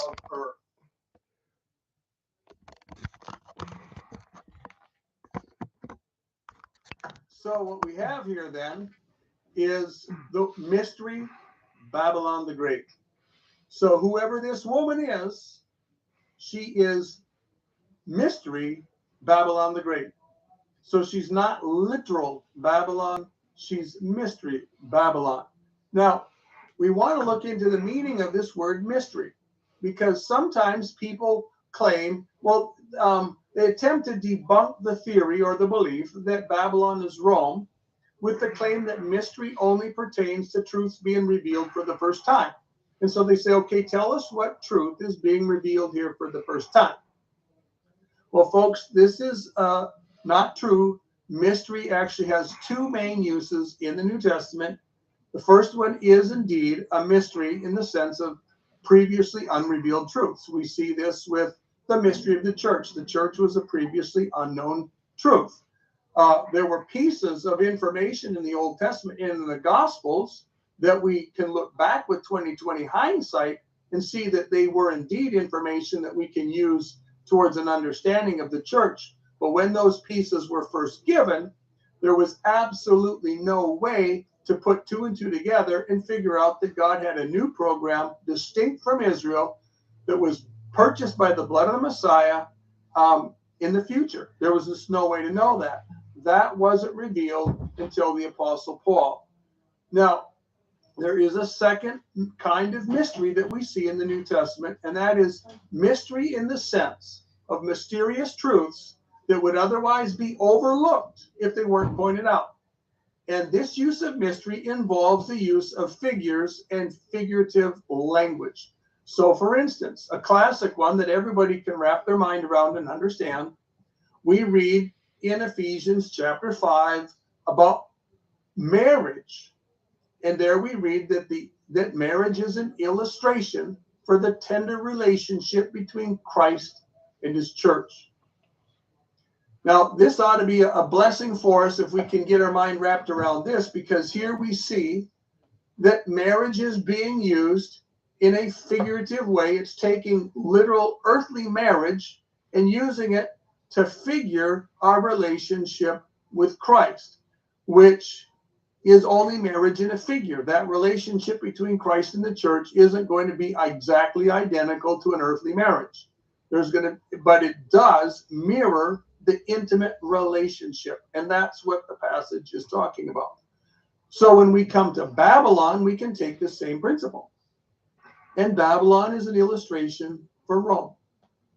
Now, when we use the word marriage as a picture of the relationship between Christ and his bride, we're driving home the truth that the relationship with Christ far surpasses mere servanthood. And folks, this is really a shortcoming in much of modern evangelicalism. Every time you talk about devoted, believing Christianity and being a devoted disciple, the first word that comes to their mind is servant. And it's not that there isn't a servant aspect to Christianity. However, I do want to point out that you run into similar problems when you run hard on the servant path that you run into when you start treating obedience with the legalistic spirit. You find out that you run out of gas and you can't reach the heights that you're trying to reach. You can't attain the accomplishments that you're trying to accomplish. But if you enter into the spirit of the sonship of the believer, and you enter into the understanding of Christ being the bridegroom and the church being the bride, and you enter into the tenderness and the mercy and the love that's in this relationship, now you're on ground that's going to help you to have victory in a much greater way than you can ever have on any other ground. And you're going to have more fruit in your labors when you get on this ground. We make much more ground on the ground of love and grace than we will ever make on the ground of simply and purely our own obedience. We run into similar things when we look at Babylon as an illustration for Rome. It presents a truth, but it presents it in a way that is colored with information that we might otherwise miss. If we just talked about Rome, we have a picture of Rome. But if we talk about Rome and we're calling it Babylon, then our mind is going to run back to Babel. Our mind is going to run back to Old Testament idolatry. Our mind is going to run back to all the problems that Israel faced from all the paganism that flowed from Babel. And that's exactly what the Lord wants us to experience. When we talk about Rome from the angle of Babylon, we drive home the truth that Rome is the final repository of the mystery of iniquity that began in Babel. Well, there's one other thing that's going to be very helpful is a foundation to investigating the subject. And I want to point out that the book of Revelation is prior to getting to the point where we read about Mystery Babylon has already established a precedent for the use of ciphers to illustrate truth. Now, a cipher is a form of code where you use one word or one concept to portray another one. And sometimes it's a random cipher where you just make a list of words or a list of numbers, and they're randomly represented by they randomly represent other words or other numbers or other symbols. But you can also have spiritual ciphers where you use a word that portrays a truth or portrays a concept. And this is what the Bible does when it uses ciphers. In the Bible, ciphers, the primary use is to portray iniquitous character. So let me give you a couple examples. In chapter 2 of Revelation, in verse 20, we find out that there was a woman named Jezebel in the church of Thyatira. They had a Jezebel in their midst. And in the same chapter, in verse 14, we find out that there was the error of Balaam being taught in Pergamum. Now, the truth is, folks, I doubt that there actually was a woman by the name of Jezebel in the church of Thyatira. But everybody knew who John was talking about when he made that statement, because everyone was familiar with the Old Testament scriptures. They knew who Jezebel was, and they knew what she was guilty of. And so as soon as he pointed that out to them, they made the connection. They said, aha, okay, now we know who John's talking about. Now, but also, I doubt that Balaam's name was ever mentioned in Pergamum before John wrote to them. But when he wrote to them about Balaam's error, they quickly put two and two together, figured out the teachers he was talking about and the doctrines he was talking about. And it proved to be a blessing to them. Because basically, when he used the name Jezebel and he used the doctrine of Balaam, what he was doing, he was pointing out to them that the error that they were tolerating was far more serious and detrimental than they had ever imagined. And he was pointing out that their false teachers were operating in the spirit of people who were Old Testament apostates. But we have another cipher in Revelation chapter 11, verse 8, where we read, their bodies shall lie in the street of that great city, which spiritually is called Sodom and Egypt, where also our Lord was crucified. Now, this is very, very fascinating because this is the Lord using the ciphers of Sodom and Egypt to refer to Jerusalem. The city is not actually named in the immediate passage, although you should be able to guess by the context exactly which city is being talked about. But notice too that it says spiritually called Sodom and Egypt. We see a strong precedent here. If it's legitimate for the Lord to refer spiritually to Jerusalem as Sodom and Egypt, then it's legitimate for the Lord to refer to Rome spiritually as Babylon. Yep. Now, in the same thing, if it's legitimate. There's also one where America's apparently Babylon, but I think Rome is the one that's more likely to be the real Babylon.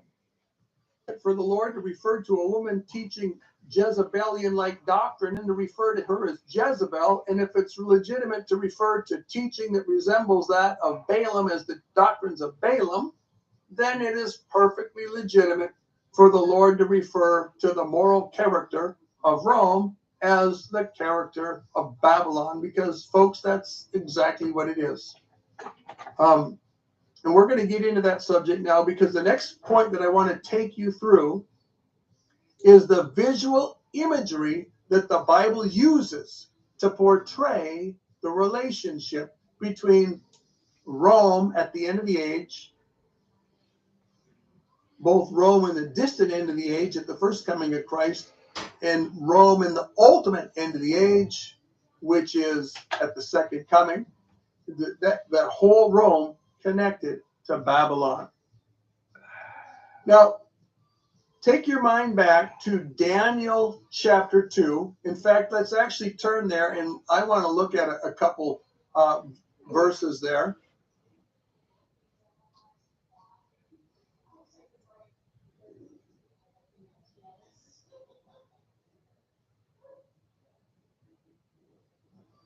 And I pull up the passage here.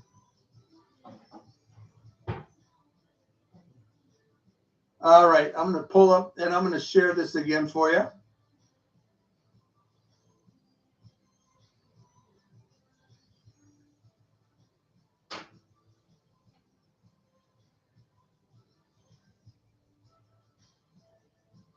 There we go.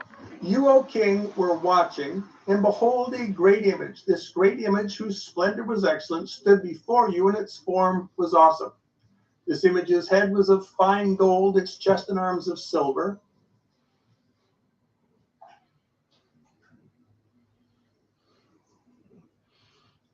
Okay, is that me or them?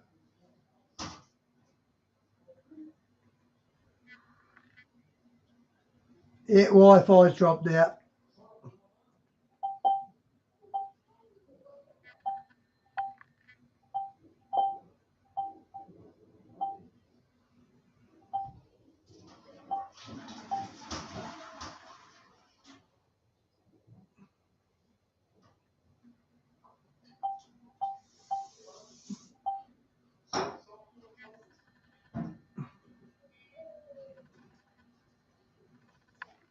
Where'd he go? Where'd he go? Hang on.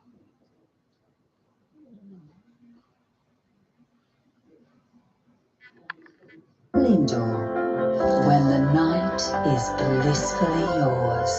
From Lind. Still fresh. Down the Unstoppables. Context exactly which city is being talked about. But notice too that it says spiritually called Sodom and Egypt. We see a strong precedent here. If it's legitimate for the Lord to refer spiritually to Jerusalem as Sodom and Egypt, then it's legitimate for the Lord to refer to Rome spiritually as Babylon. Now, in the same thing, if it's legitimate for the Lord to refer to a woman teaching Jezebelian-like doctrine and to refer to her as Jezebel, and if it's legitimate to refer to teaching that resembles that of Balaam as the doctrines of Balaam, then it is perfectly legitimate for the Lord to refer to the moral character of Rome as the character of Babylon, because, folks, that's exactly what it is. And we're going to get into that subject now, because the next point that I want to take you through is the visual imagery that the Bible uses to portray the relationship between Rome at the end of the age, both Rome in the distant end of the age. Okay, Tree, good night, mate. God bless. And Rome in the ultimate end of the age, which is at the second coming. That whole Rome connected to Babylon. Now, take your mind back to Daniel chapter 2. In fact, let's actually turn there, and I want to look at a couple verses there. Okay, Chris, good night, mate.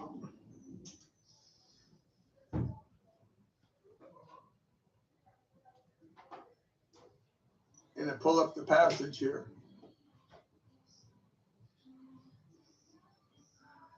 All right, I'm going to pull up, and I'm going to share this again for you.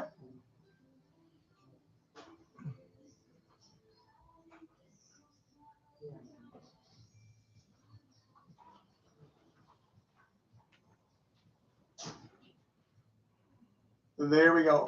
You, O king, were watching, and behold, a great image. This great image, whose splendor was excellent, stood before you, and its form was awesome. This image's head was of fine gold, its chest and arms of silver, its belly and thighs of bronze. Some versions say brass. There's slight differences between them, but they're very, very similar. Its legs of iron, its feet partly of iron and partly of clay. You watched while a stone was cut out without hands, which struck the image on its feet of iron and clay and broke them in pieces. Then the iron, the clay, the bronze, the silver, and the gold were crushed together and became like chaff. From the summer threshing floors, the wind carried them away so that no trace of them was found, and the stone that struck the image became a great mountain and filled the whole earth.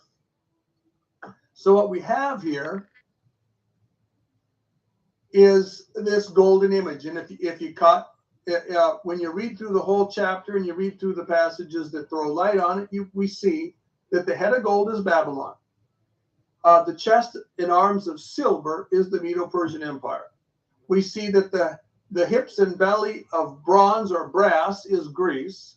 And we see that the buttocks, legs, and feet of iron are the Roman Empire.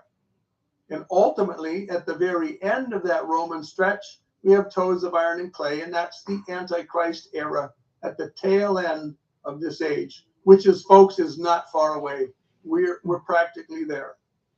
Now, I want you to notice something about this image. You notice there's complete connection with no break from the top of the head to the toes. They just flow from one to the other. There's no break in between them. There's no parentheses between them. In fact, the image indicates an organic connection between them.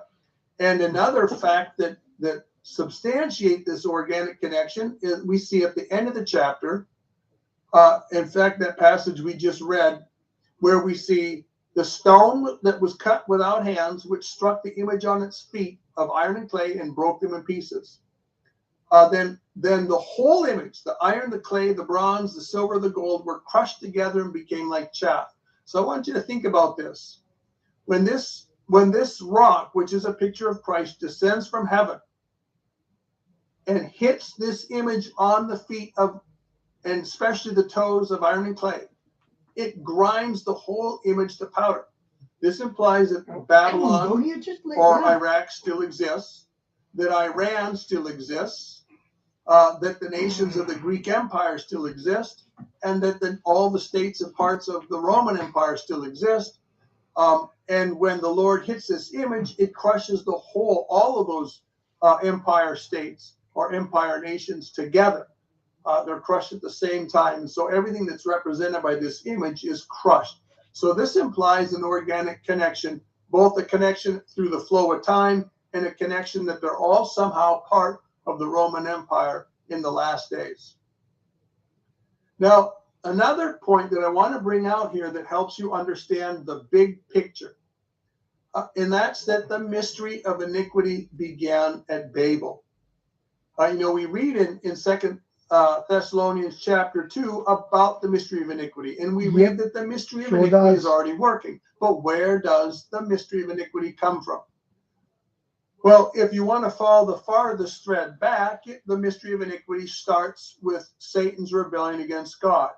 But on the nearer horizon, where this rebellion picked up after the flood, it first came to a head at Babel, which was the first great rebellion after the flood. And I believe that this is the rebellion that's implied in many ways in Romans chapter 1. Now, the nature of this mystery of iniquity needs to be understood. And the mystery of iniquity is Satan's program down here on earth to try and convince every man to walk away from light and embrace darkness, to convince every man to walk away from God and embrace him or anything else other than God. And it's his efforts to convince mankind to forsake every divine institution, every institution of God, and walk away. You know, institutions like Israel, the church, the Bible, salvation by faith alone, institutions like the home and marriage and the distinction between the sexes, and institutions like the institution of work, or like the institution of meat. Meat is a gift of God, and once he gave meat in Genesis chapter 9, he gave it on eternal basis and eternal ground. All I have to do is look at the passage, and he's never going to go back on that gift.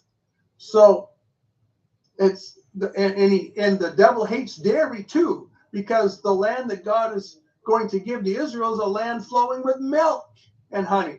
And that's why Satan hates using insects to gather honey, like insects like bees, and why he hates cattle for dairy. Now, the mystery of iniquity has an origin, and the origin of the mystery of iniquity, as we just mentioned, began at Babel. And it continued all the way from that time through with lodging in different nations like the Assyrians and the Egyptians. And there was always one place where it was really centralized, but it always influenced the whole world. But when we come to the times of the Gentiles, there was 4 successive empires that were the seat, the primary seat of the mystery of iniquity. And so Babylon was the primary seat of the mystery of iniquity. And then Medo-Persia was the primary seat. And then Greece was the primary seat. And ultimately Rome is the primary seat. And when Rome started to evolve into 2 Romes, so that it was religious Rome and the political economic Rome, and they were starting to drift to be separate entities, this mystery of iniquity, the religious aspect of it, largely lodged in religious Rome, and the political and economic aspects of it largely lodged in the political aspects of Rome. Now, the goal of the mystery of iniquity, folks, is world domination. They want God completely rejected. And by they, I mean all the fallen beings that are working with Satan and all the deep state groups and individuals here on planet Earth that are in cahoots with the devil, whether they know it or not. And unsaved, ungodly person that loves darkness and doesn't love the light. The goal of this whole thing is to push God out of the picture, to push all of God's institutions aside, to sweep them under the carpet, or worse, to throw them away and throw them in the dumpster. And they want the image of God in man marred. And folks, that's behind some of the direction that modern medicine is going, where they're looking at the alteration of DNA and the enhancement of man. They are marring the image of God. Finally, the goal is going to be accomplished under the Antichrist. The mystery of iniquity is going to come to a head under the Antichrist. All satanic G'day, power, boss. Good to see you, mate. Thessalonians 2, verses 9 through 10, is going to be given to the Antichrist. And we read in Revelation 13:2 that the Antichrist is going to have Satan's throne and his power and his authority. And I want you to think about that. Satan literally has a throne on earth. It has not always been sitting in the same place, but he always has a throne here on earth. It's in Antarctica. In the last days, that throne is going to be established or associated with the final form of the Roman Empire. But Satan also has power. He's not powerless.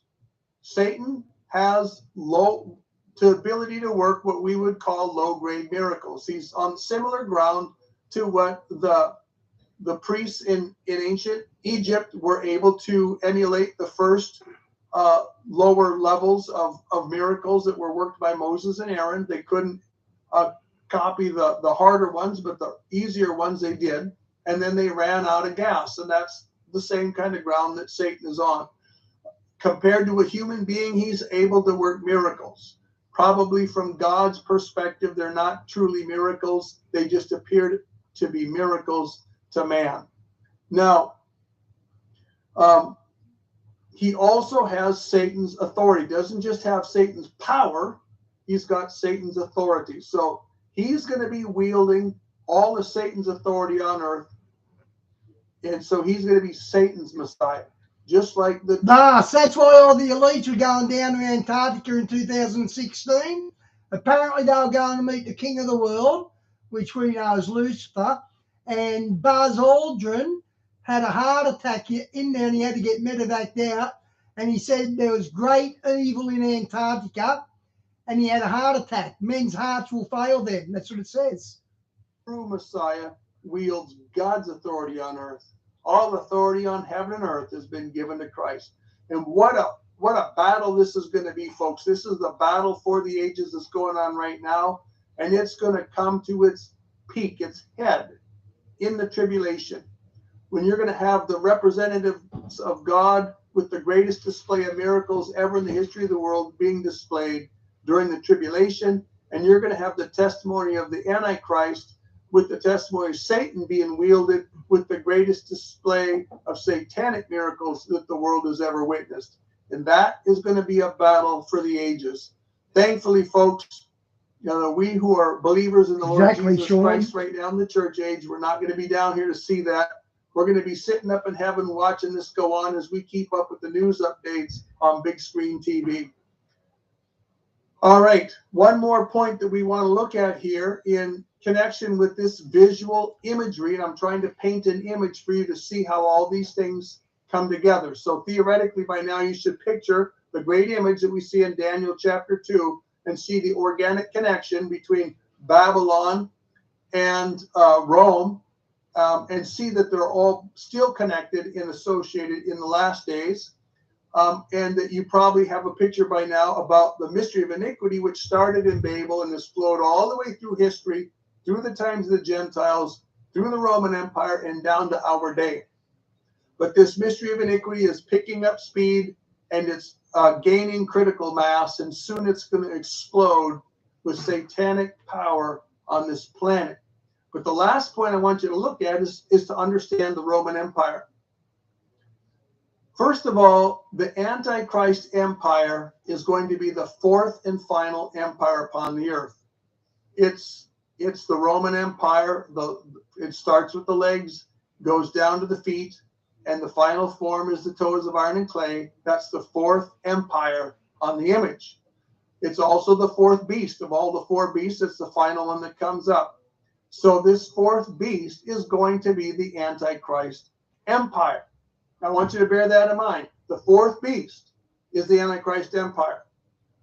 The bottom part of the image that's there at the second coming, that's the Antichrist empire. Now, if we go to Daniel chapter 9, verses 24 through 27, and I'm actually going to pull those up so that we can read them together.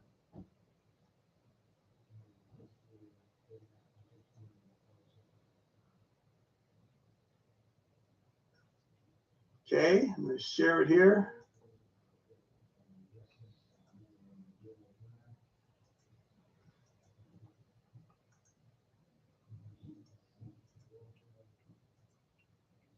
Okay, 70 weeks are determined for your people and for your holy city to finish the transgression, to make an end of sins, to make reconciliation for iniquity, to bring in everlasting righteousness, to seal up vision and prophecy, and to anoint the most holy. Know therefore and understand that from the going forth of the command to restore and build Jerusalem until Messiah the Prince, there shall be 7 weeks and 62 weeks. That's a total of 69 weeks. The street shall be built again in the wall, even in troublesome times. Bloody mess. So there's a chiasmus going on here, folks. I don't know if you ever noticed that before. He says, from the going forth of the command to restore and rebuild Jerusalem until Messiah the Prince, there shall be 7 weeks and 62 weeks. All right? The street shall be built again in the wall, even in troublesome times. He gives what happens after the 7 weeks at the end, which is the street shall be built again in the wall, even in troublesome times. And then at the beginning, he gives until Messiah the Prince, which comes after the 62 weeks. So you've got the last thing that comes, then the first stretch of time, then the last stretch of time, then the first thing that comes. So it's a chiasmus.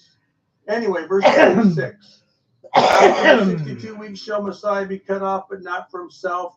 And the people of the prince who is to come shall destroy the city and the sanctuary. The end thereof shall be with the flood. Until the end of the war, desolations are determined. Then shall he confirm a covenant with many for 1 week, but in the middle of the week he shall bring an end to sacrifice and offering. And on the wing of abomination shall be one who makes desolate, even until the consummation which is determined is poured out on the desolate. Oh, they've been here for years. So what we got going on here? Shiny, the fallen angels have been here since the beginning of time.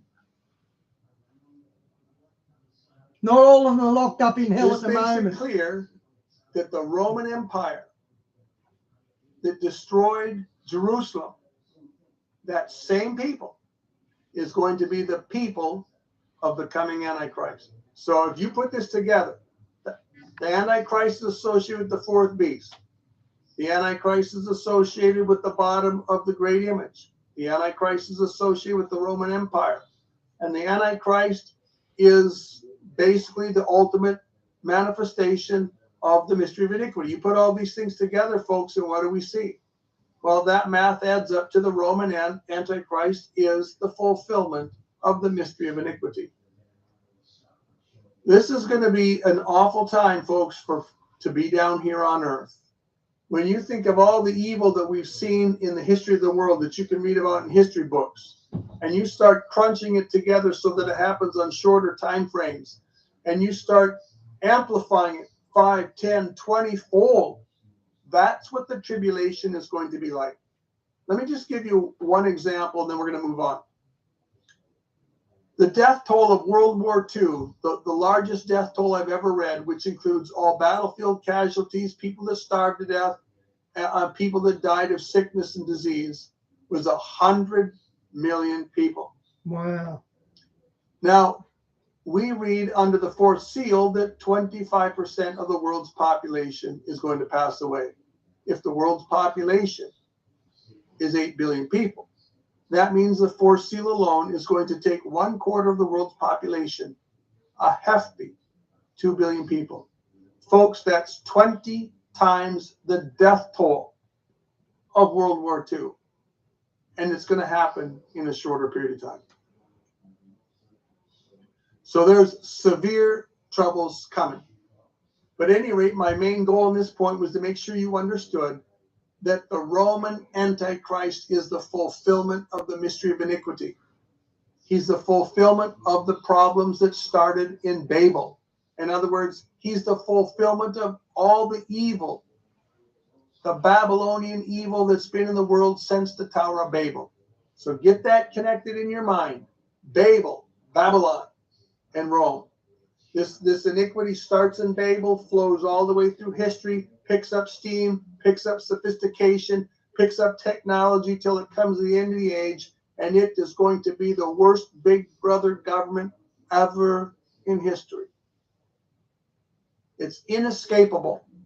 Mystery Babylon is manifested in the final form in the days of the Roman Empire at the end of the age. That mystery that started with Babylon and has been flowing through all the centuries comes to a head at the end of the age in the Roman Empire. Now, let's look at a couple other foundation points. And some of this will be a little bit of review, but I need this point to be laid for a strong, strong foundation.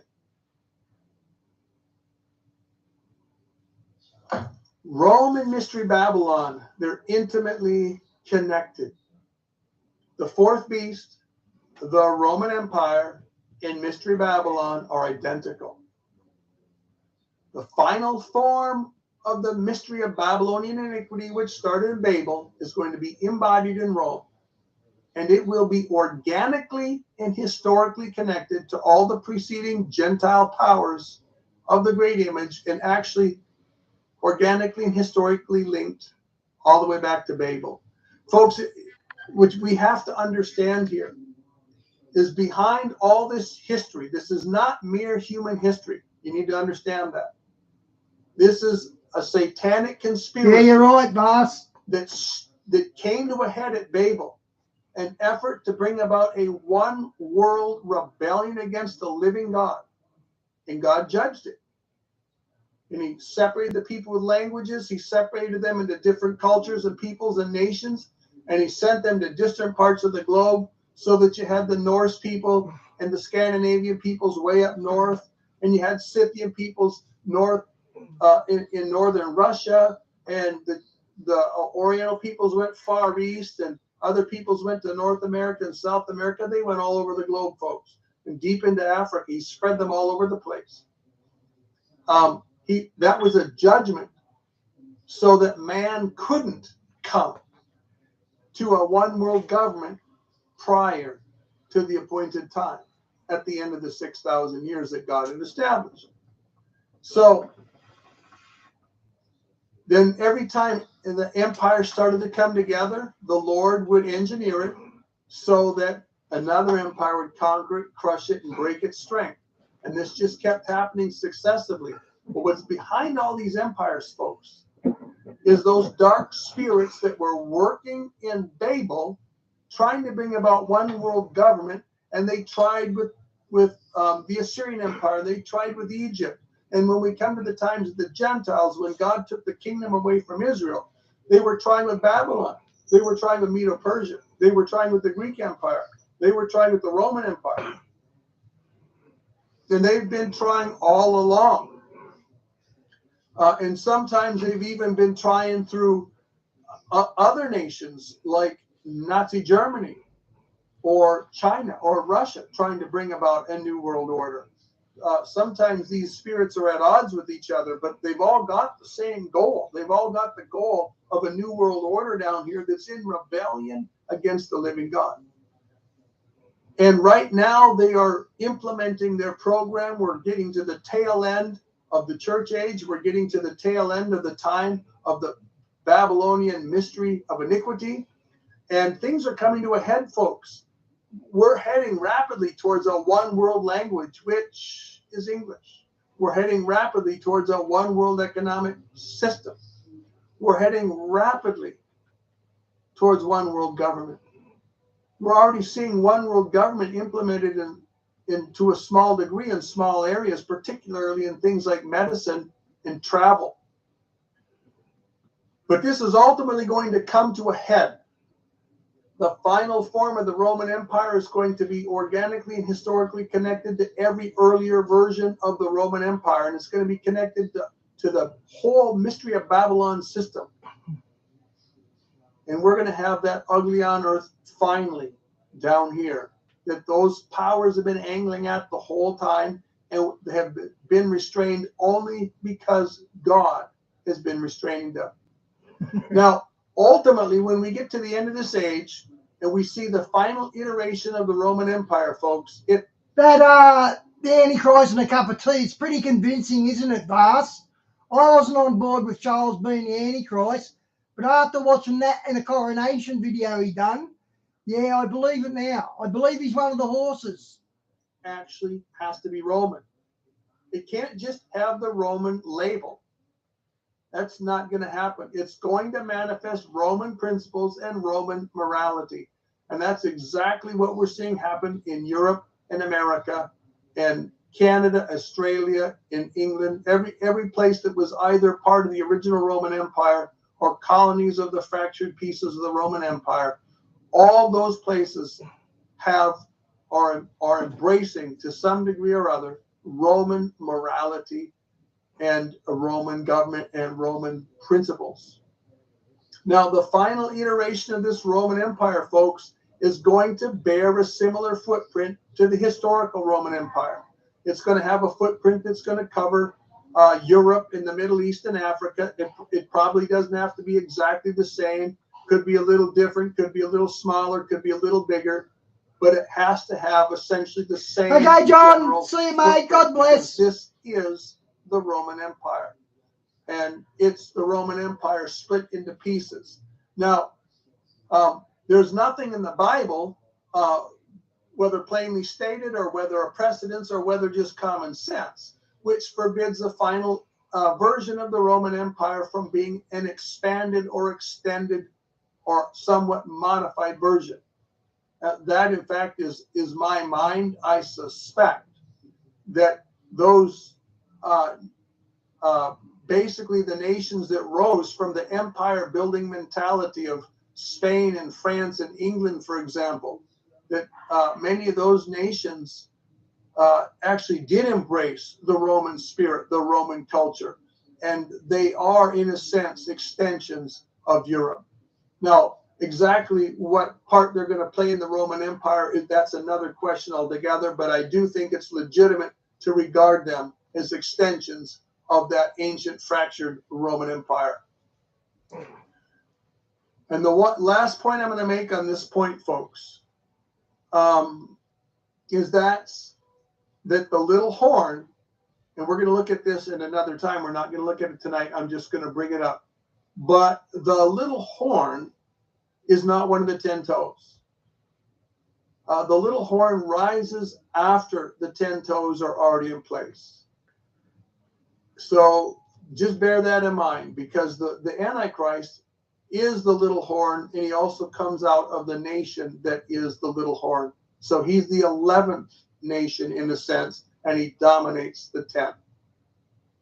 Now, I mentioned earlier that we need to understand the dual nature of the Rome/Mystery Babylon in the last days.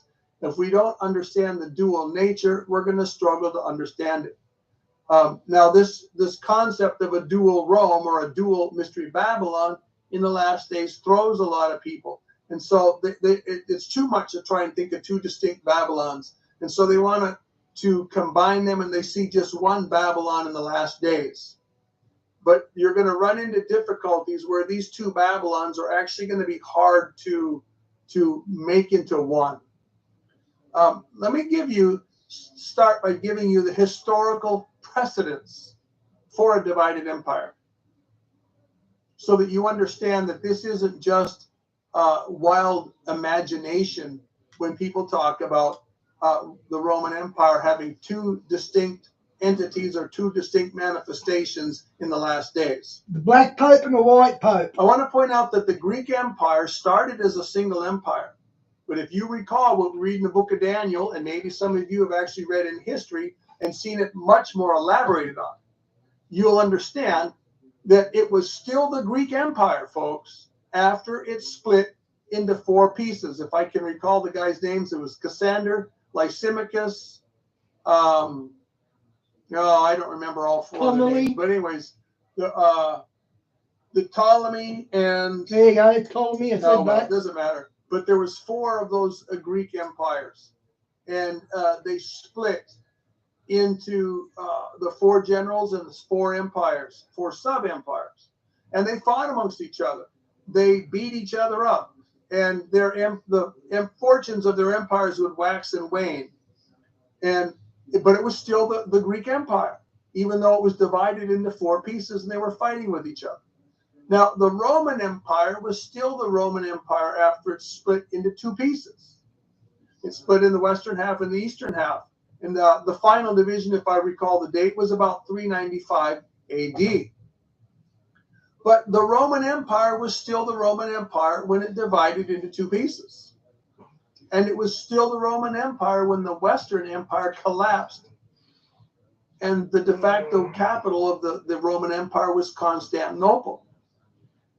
It was still the Roman Empire, folks, when the eastern portion fell to the Ottoman Empire. I believe that was about 1453. And the divided West grew strong again. It was still the Roman Empire when the Muslims conquered Jerusalem on a number of occasions during the time of the Crusades. And it was still the Roman Empire after each half divided into feet and then spread out into toes. All this fractioning and dividing up doesn't make it cease to be the Roman Empire. That's true. I don't know if you've thought about this before, folks, but Jerusalem has always been under the domination of the Roman Empire. They've never ceased to be under the domination of the Roman Empire.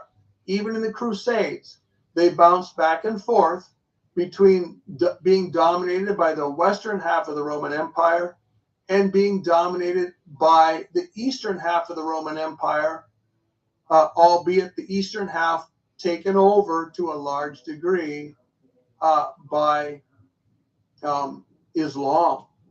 So, but it was still the eastern half of the Roman Empire, and you know, it was dominated by Jerusalem was dominated for a short while by France, then by England. Prior to that, it was dominated by Turkey, and now it's largely under the behest of the United States. Now, once you understand this divided principle that it was still the Greek Empire when the Greek Empire is divided, it's still the Roman Empire when the Roman Empire is divided, you shouldn't have a problem seeing two different aspects of the Roman Empire alive at the same time, the religious Rome and the economic political Rome, where the woman, which is a religious Rome, is trying to dominate political and economic Rome. Now, no idea what that is. Let's take a quick... Vast, I have no idea what that link is, mate. I had a look. I don't even know what it is. Run through a quick history for an overview of Rome. The whole idea of dividing the Roman Empire was first broached about 286 under Diocletian, and this desire was really an attempt to stabilize the empire. The empire was so big and so spread out that it was hard to control the entire empire without modern communications, by the way, from Rome.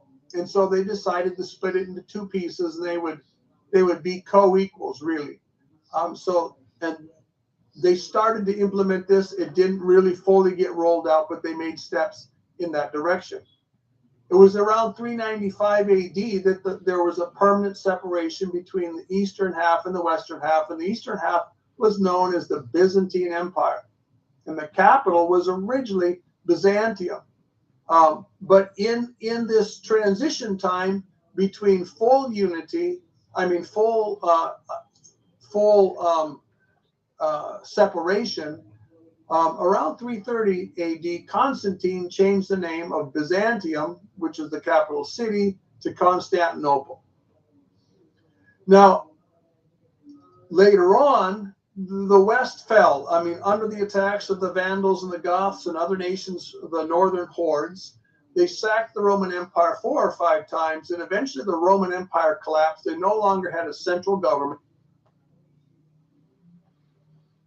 Okay, that's usually Wi-Fi dropping out. Let me have a look. Yep.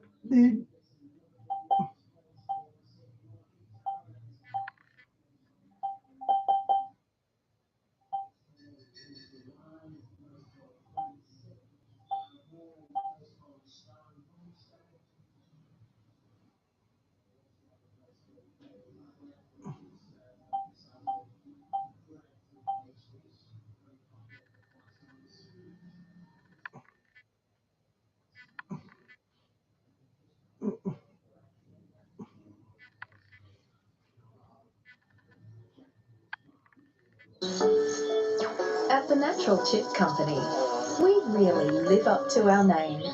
What, is there a red pope? Is there? I didn't know that.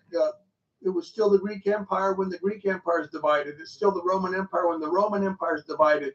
You shouldn't have a problem seeing two different aspects of the Roman Empire alive at the same time, the religious Rome and the economic political Rome, where the woman, which is a religious Rome, is trying to dominate political and economic Rome.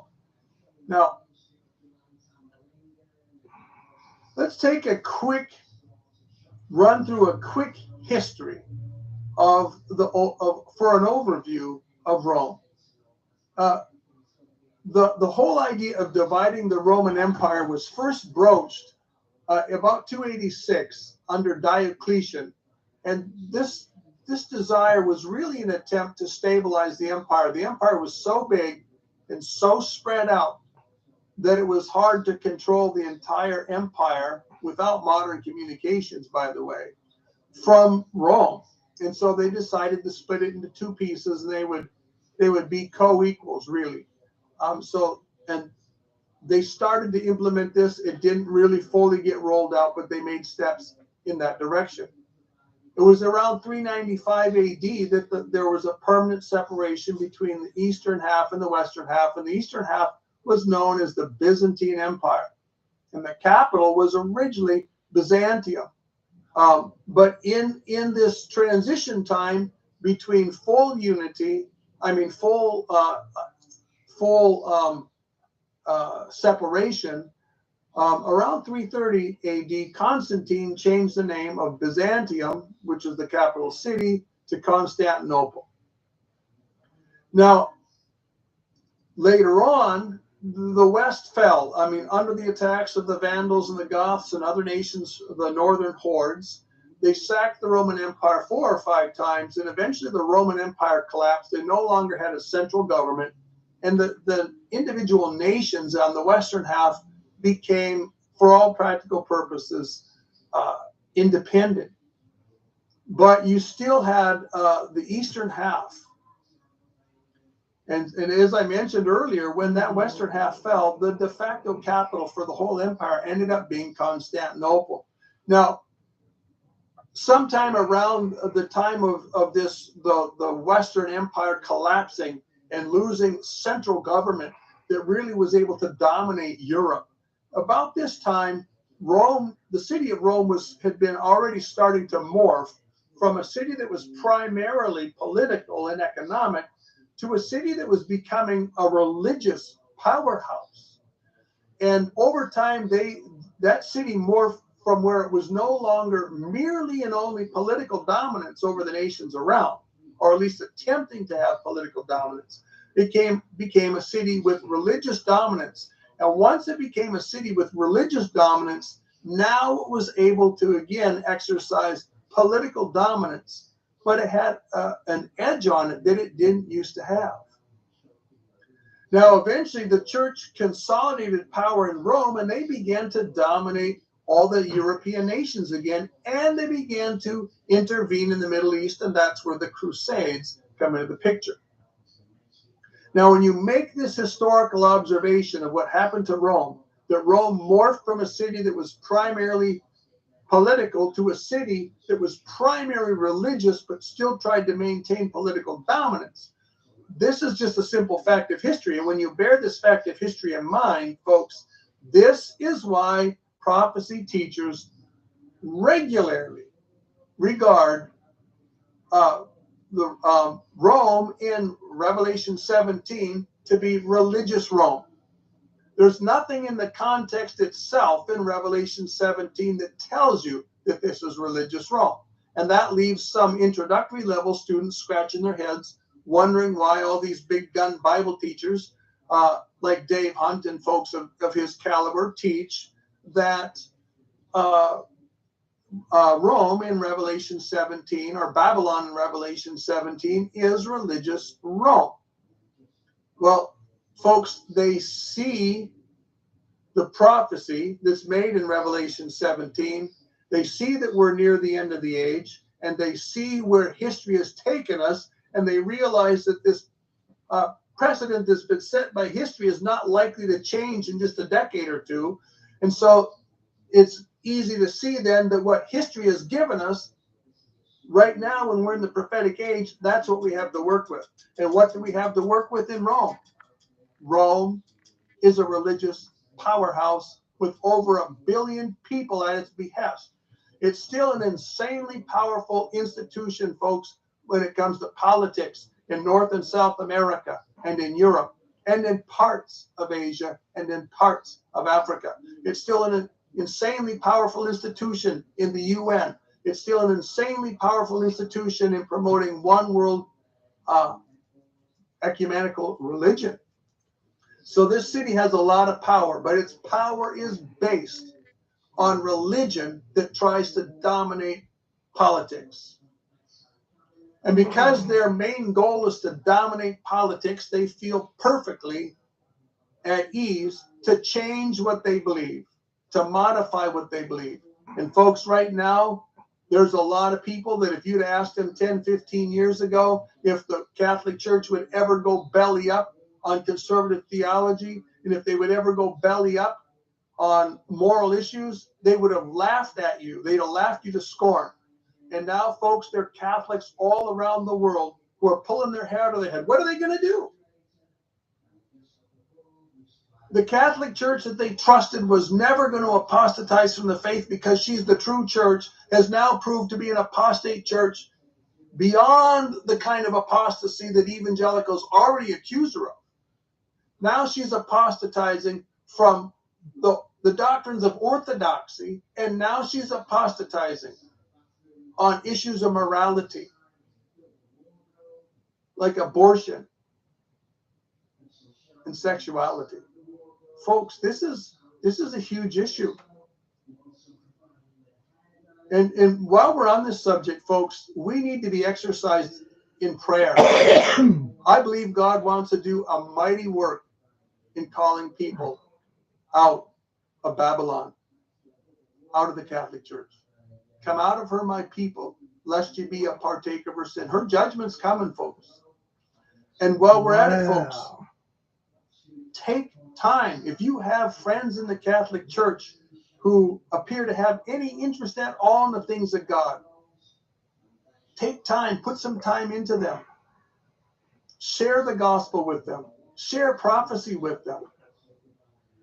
Strike while the iron is hot. Folks, I'm not sure that there's ever been a time in history when there's a potential for a greater harvest out of the Catholic Church than now, unless it's been right at the time of the Reformation. Because as this darkness descends on the Roman Catholic Church, and their darkness is going to get much, much darker, those people that were clinging to the little bit of light that they had in the Catholic Church, they're going to be looking around and wondering what in the world they should be doing. And folks, we need to be helping them by telling them, come out of her, my people, lest you be a partaker of her sins. Anyway, may God lay that on some of your hearts as an exercise. It's been on my heart. I think God wants to have a harvest there. But anyway, back to our little outline here. We know that Revelation 17 is religious Rome because we trust what we see in the last 1,800 years of church history. And we don't think it's going to change in the next few decades. It is what it is. Rome is a religious powerhouse trying to exercise political force in the world. By the way, before we move on to the eastern half of the Roman Empire,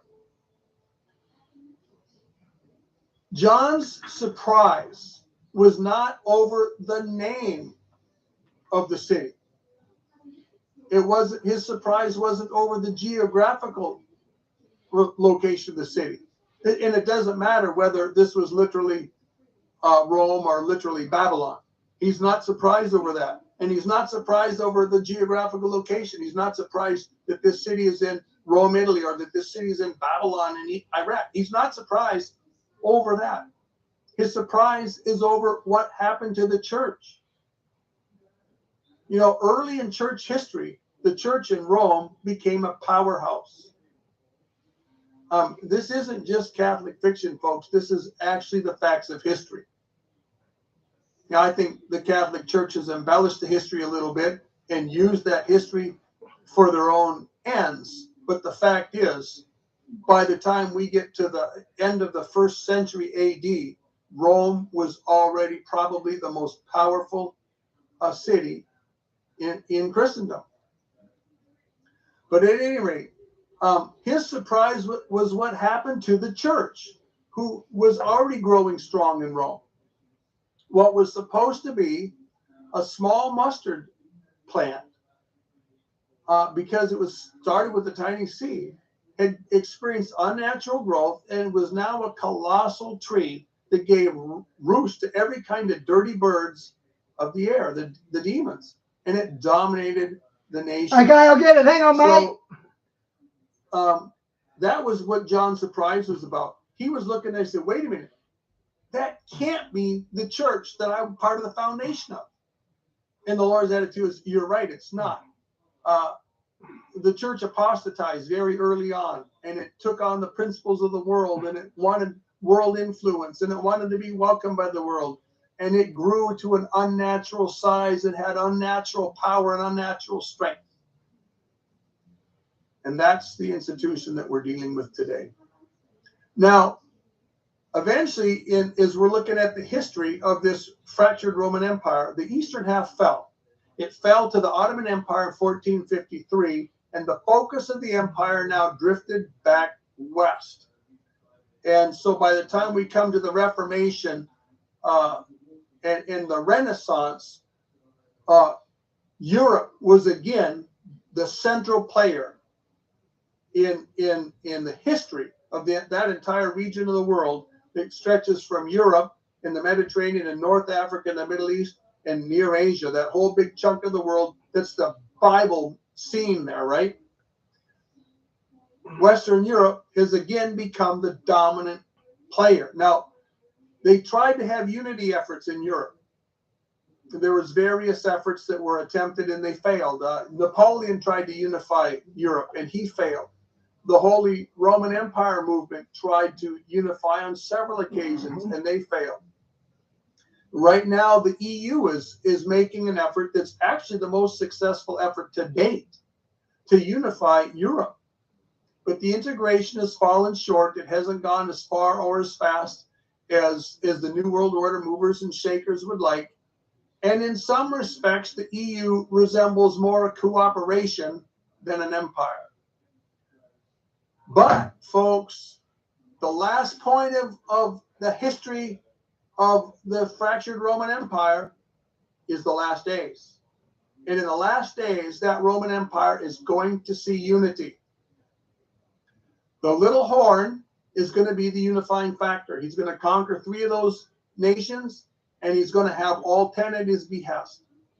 And now the little horn is both a nation and the leader of that nation, just like Nebuchadnezzar, or just like the golden head was both Nebuchadnezzar and the Babylonian Empire. So the little horn is both a leader and the nation he leads. But anyway, this little horn is going to energize and revitalize the efforts to restore the Roman Empire. And it's not going to be limited, folks, just to Europe. Right now, the EU is limited to Europe. That's not the restored Roman Empire. There's many pieces of the restored Roman Empire there. But when this restored Roman Empire comes together, it's going to include Europe. It's going to include the Middle East, particularly the oil-bearing regions. I wouldn't be surprised if it actually consumes Iran too. And it's going to include North Africa because North Africa was part of the Roman Empire. Now, again, as I said earlier, it doesn't have to be the exact same territory, but it has to bear a close resemblance. And anything that's going to be associated with it has to have an organic connection to it. So if the Roman Empire expands in any way, it has to be a legitimate organic connection. They have to be, for instance, colonies from the fractured pieces of the western half. There are no colonies from the eastern half that ever lasted or amounted to anything. Colonies from the western half amounted to a great deal. Now, okay, Ross. I want to point out that there's a bunch of contrasts between the woman in Revelation 7. I sort of work out to do that because you sort of go quiet towards the end of the stream. So I'm gathering and just chilling. And the beast in Revelation 18. If we see these contrasts, it will help us to understand the two unique entities that are divergences from the original Roman Empire. And there's two different pieces of the Roman Empire in the last days that are going to end up having tension with each other, and only one's going to come out on top. In Revelation 17, we see the whore of Babylon riding the beast. Folks, the beast is Babylon. So the whore of Babylon is riding Babylon. In Revelation 18, we see Babylon as the beast. In Revelation 17, the whore sits on 7 hills. In Revelation 18, Babylon is a mighty seaport city. And to me, this is a big contrast. Sitting on 7 hills that are fairly well removed from the ocean is not the same thing as being a seaport city. All right. Now, in verse 7, or in chapter 17, the whore is drunk with the blood of the saints. We see that in Revelation chapter 17, verse 6. But in chapter 18, Babylon is held guilty of all the blood of all the saints of all the ages. That's Revelation 18:24.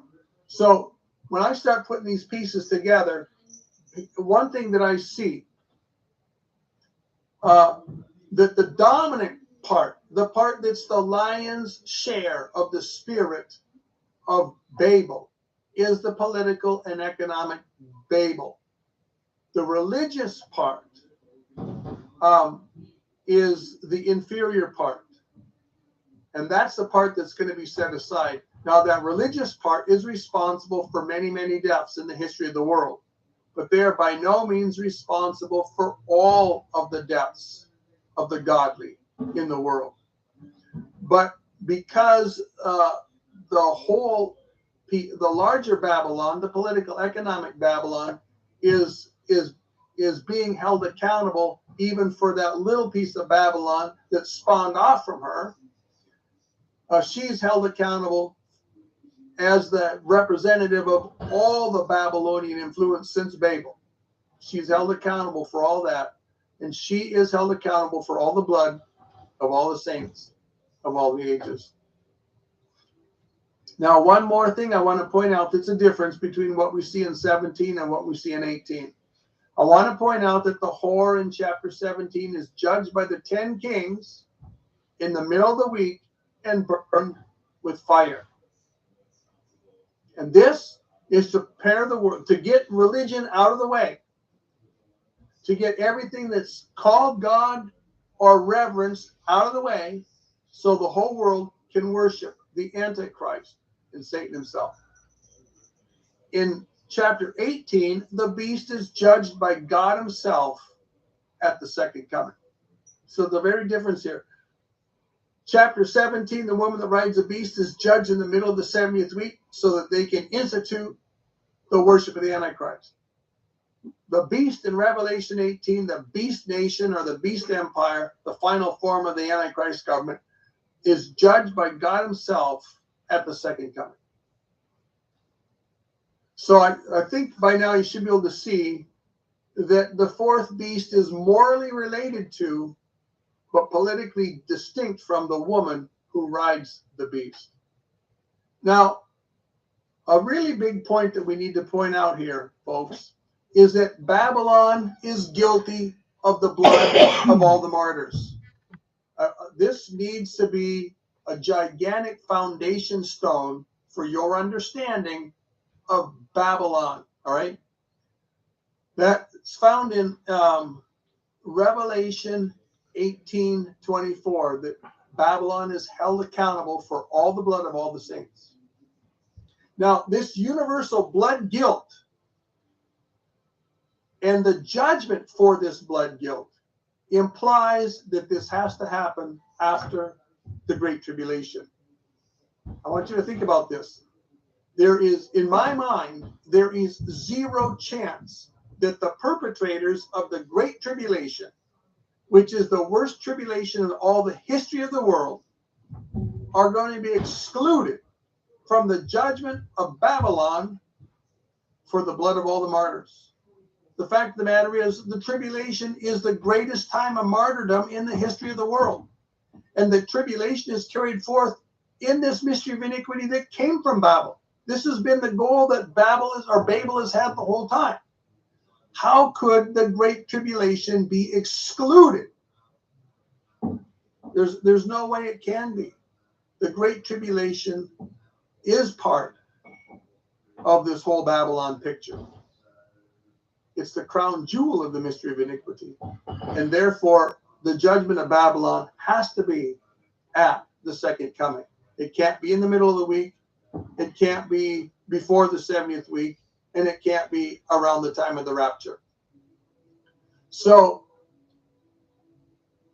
to sum it up, if Babylon is going to be judged for all the blood of all the saints that was ever shed in the world, she can't be judged until the second coming. Because, folks, there are no saints going to be persecuted or martyred in the millennium. It's just not going to happen. Even during that great rebellion, they're not going to be allowed to kill or hurt anybody. You don't know that. Unless they kill or hurt themselves. They're not going to be allowed to kill a single saint. They're not going to conquer a single institution. They're just going to gather for a gigantic hate fest, a gigantic protest, and it's going to end with fire. But if Babylon is going to be judged for all the saints who were ever martyred in the entire history of the world, that has to happen at the second coming. It can't happen a week or a month or a year, 3.5 years, 7 years earlier. It just can't. At any rate,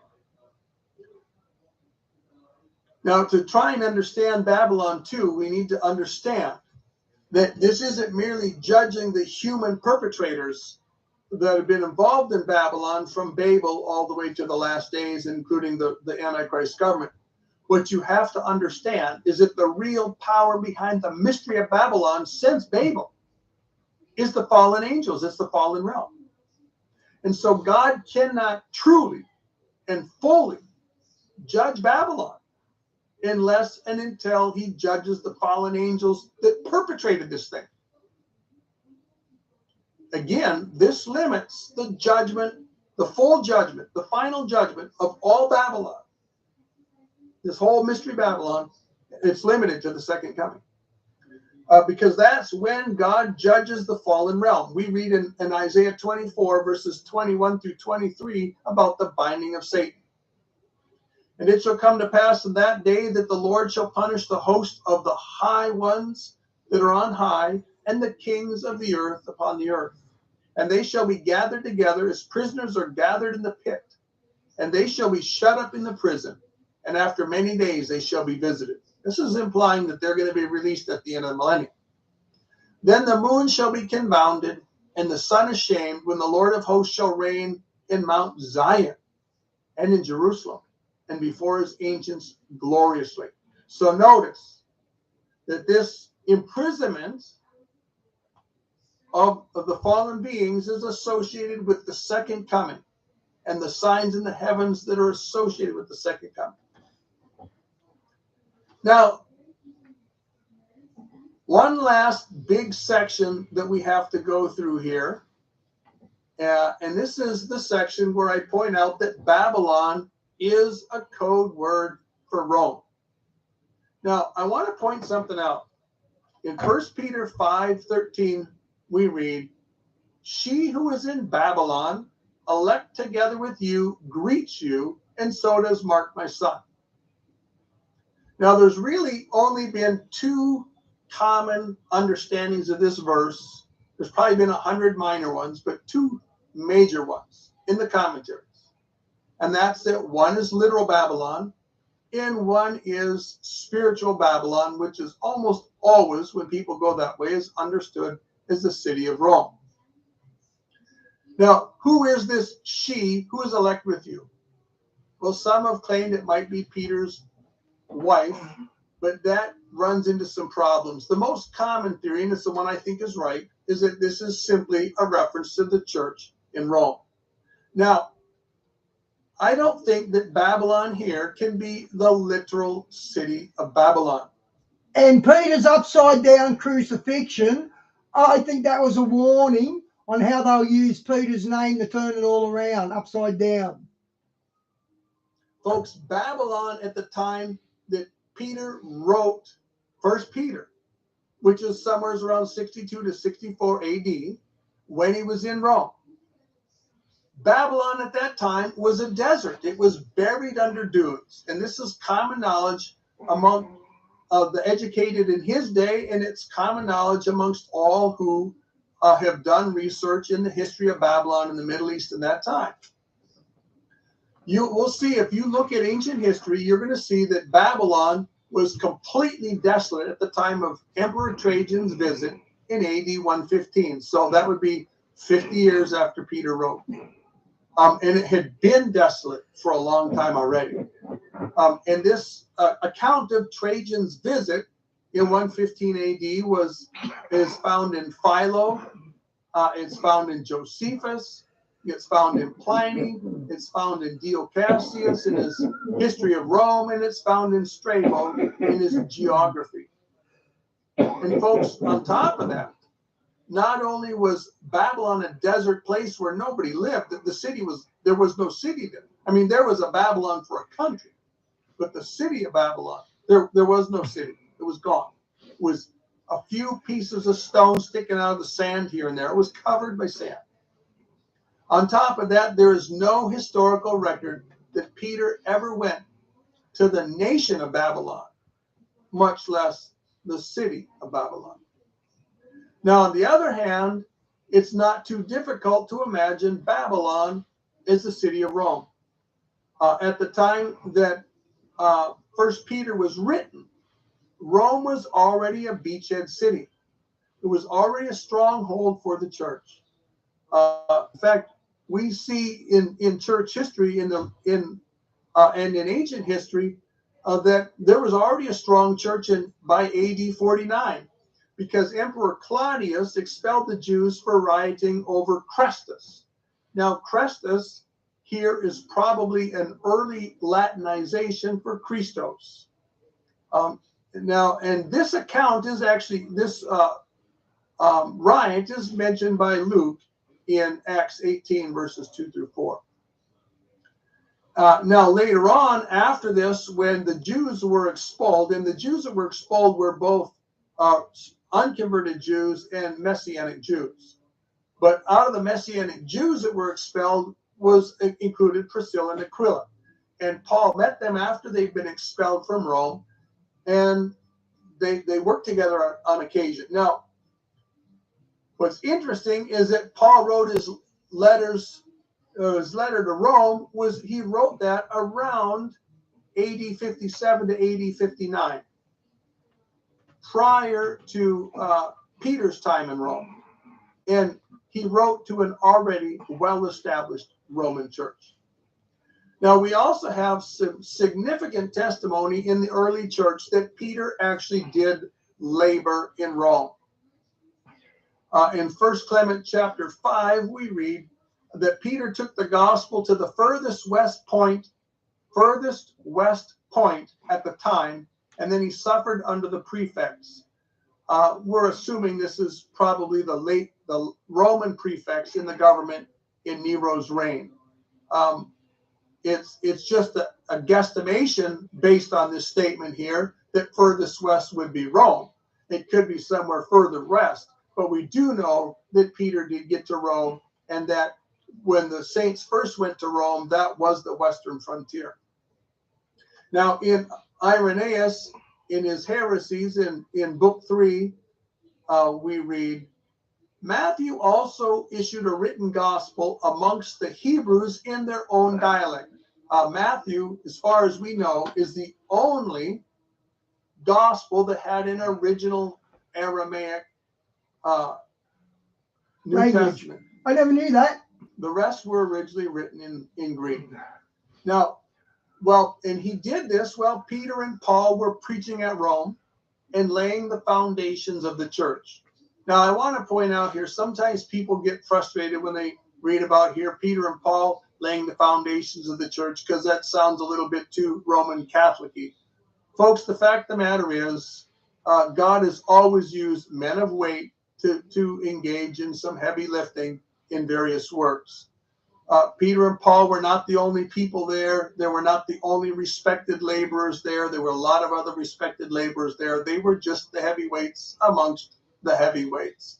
And there were the first Christians that went to Rome were probably people that were at the first Passover when the Holy Spirit fell, and they went and took the gospel. Yeah, I never knew that either. I was that Matthew was written in Aramaic, and it was the only gospel written in Aramaic.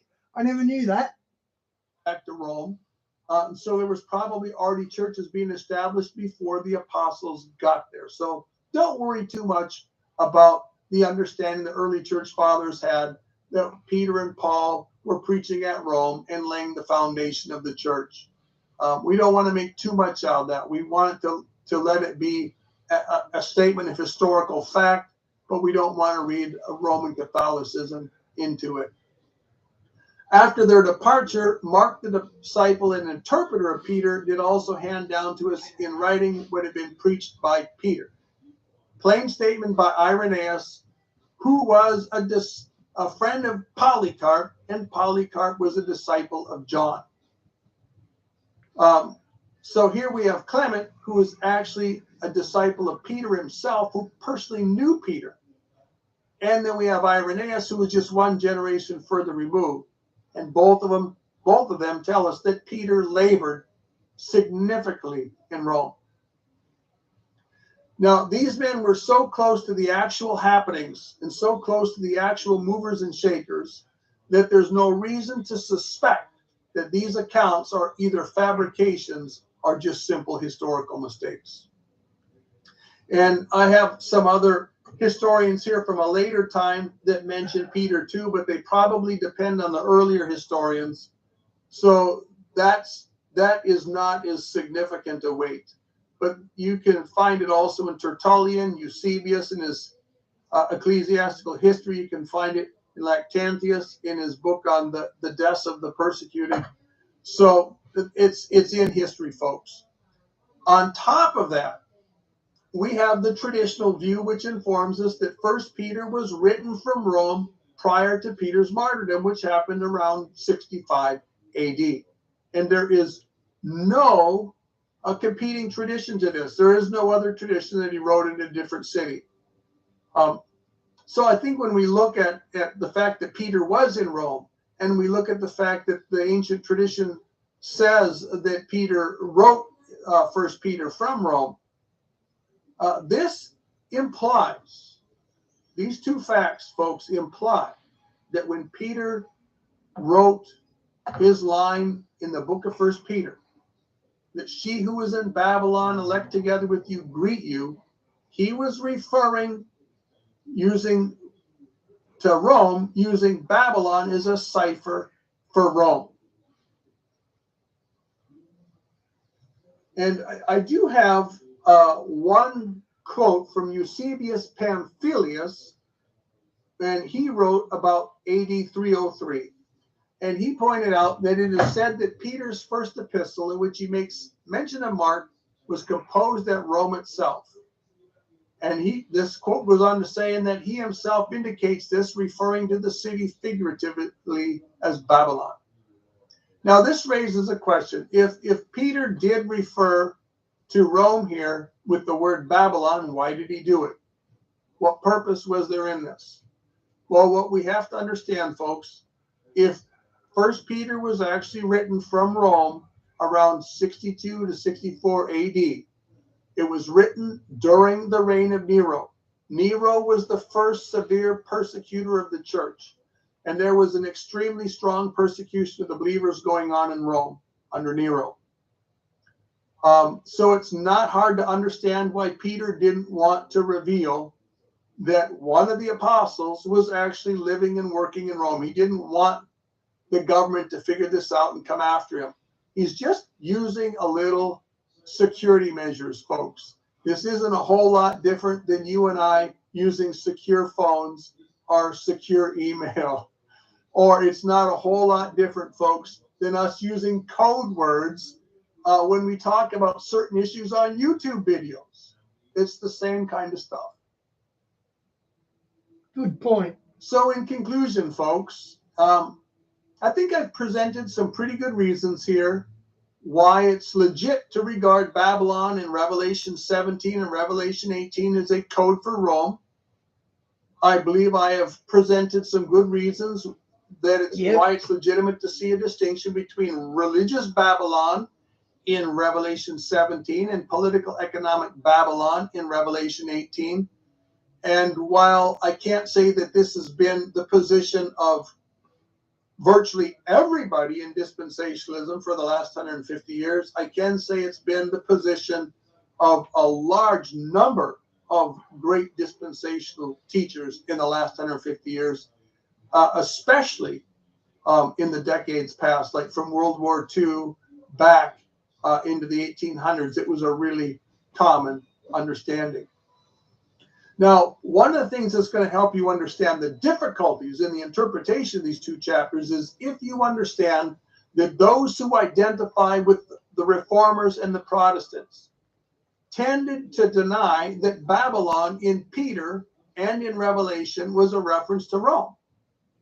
But they had political reasons for doing so, folks, because it seemed to owning that Rome was referred to as Babylon in Revelation and in Peter seemed to help confirm the Catholic contention that Peter was the first pope. And they didn't want to have to deal with that. Well, folks, we don't have to worry about it. The fact that Peter was in Rome in the early 60s AD up until his martyrdom in AD 65, and the fact that he probably wrote First Peter from Rome somewhere between AD 62 and AD 64. We could grant this all day long, and it doesn't give any ground at all to believe that Peter was the first pope. There's no necessary connection. So I just don't get hyped up over that. I could care less what the Roman Catholic Church says or does with Peter. So I'm not going to get my doctrine from reacting from the Roman Catholic Church. I want to get my doctrine simply from the facts of the scriptures and the facts of history. Well said. Those two things are going to combine together. The Bible, if there's ever a question, we always side with the Bible over what history says, always. But there's times when the Bible has light cast on it from history, and we can use history that way if we use it wisely and we don't allow history to take us down a path that's contrary to Scripture. Now, folks, if all you can see here is that you can see the connection that Babylon is a cipher for Rome, and that's all the farther you get. And you get confused when you think about religious Babylon and political economic Babylon. Don't worry about it. That's okay. If you simply understand that the mystery of Babylon is going to be embodied in the last days in the Roman Empire, then you're golden. You've got the bulk of the matter right there, and the rest is just details. And if you don't really understand what the footprint of the Roman Empire is going to be, and whether or not Roman colonies from the fractured empires are part of the empire or not, don't worry about it. Those are secondary questions. As long as you understand that it's the Roman Empire that's going to be the Antichrist empire in the last days. If you understand that the Roman Empire, one form or another, in a revitalized form, is going to be the fourth beast. It's going to be the feet of iron and clay. It's going to be Mystery Babylon in its final form. If you understand that, then you're golden, even if you don't understand the details. And if your own speculations on who the little horn are wrong, or you don't have any speculations on who the little horn is, or you don't actually care who the little horn is, that's okay too.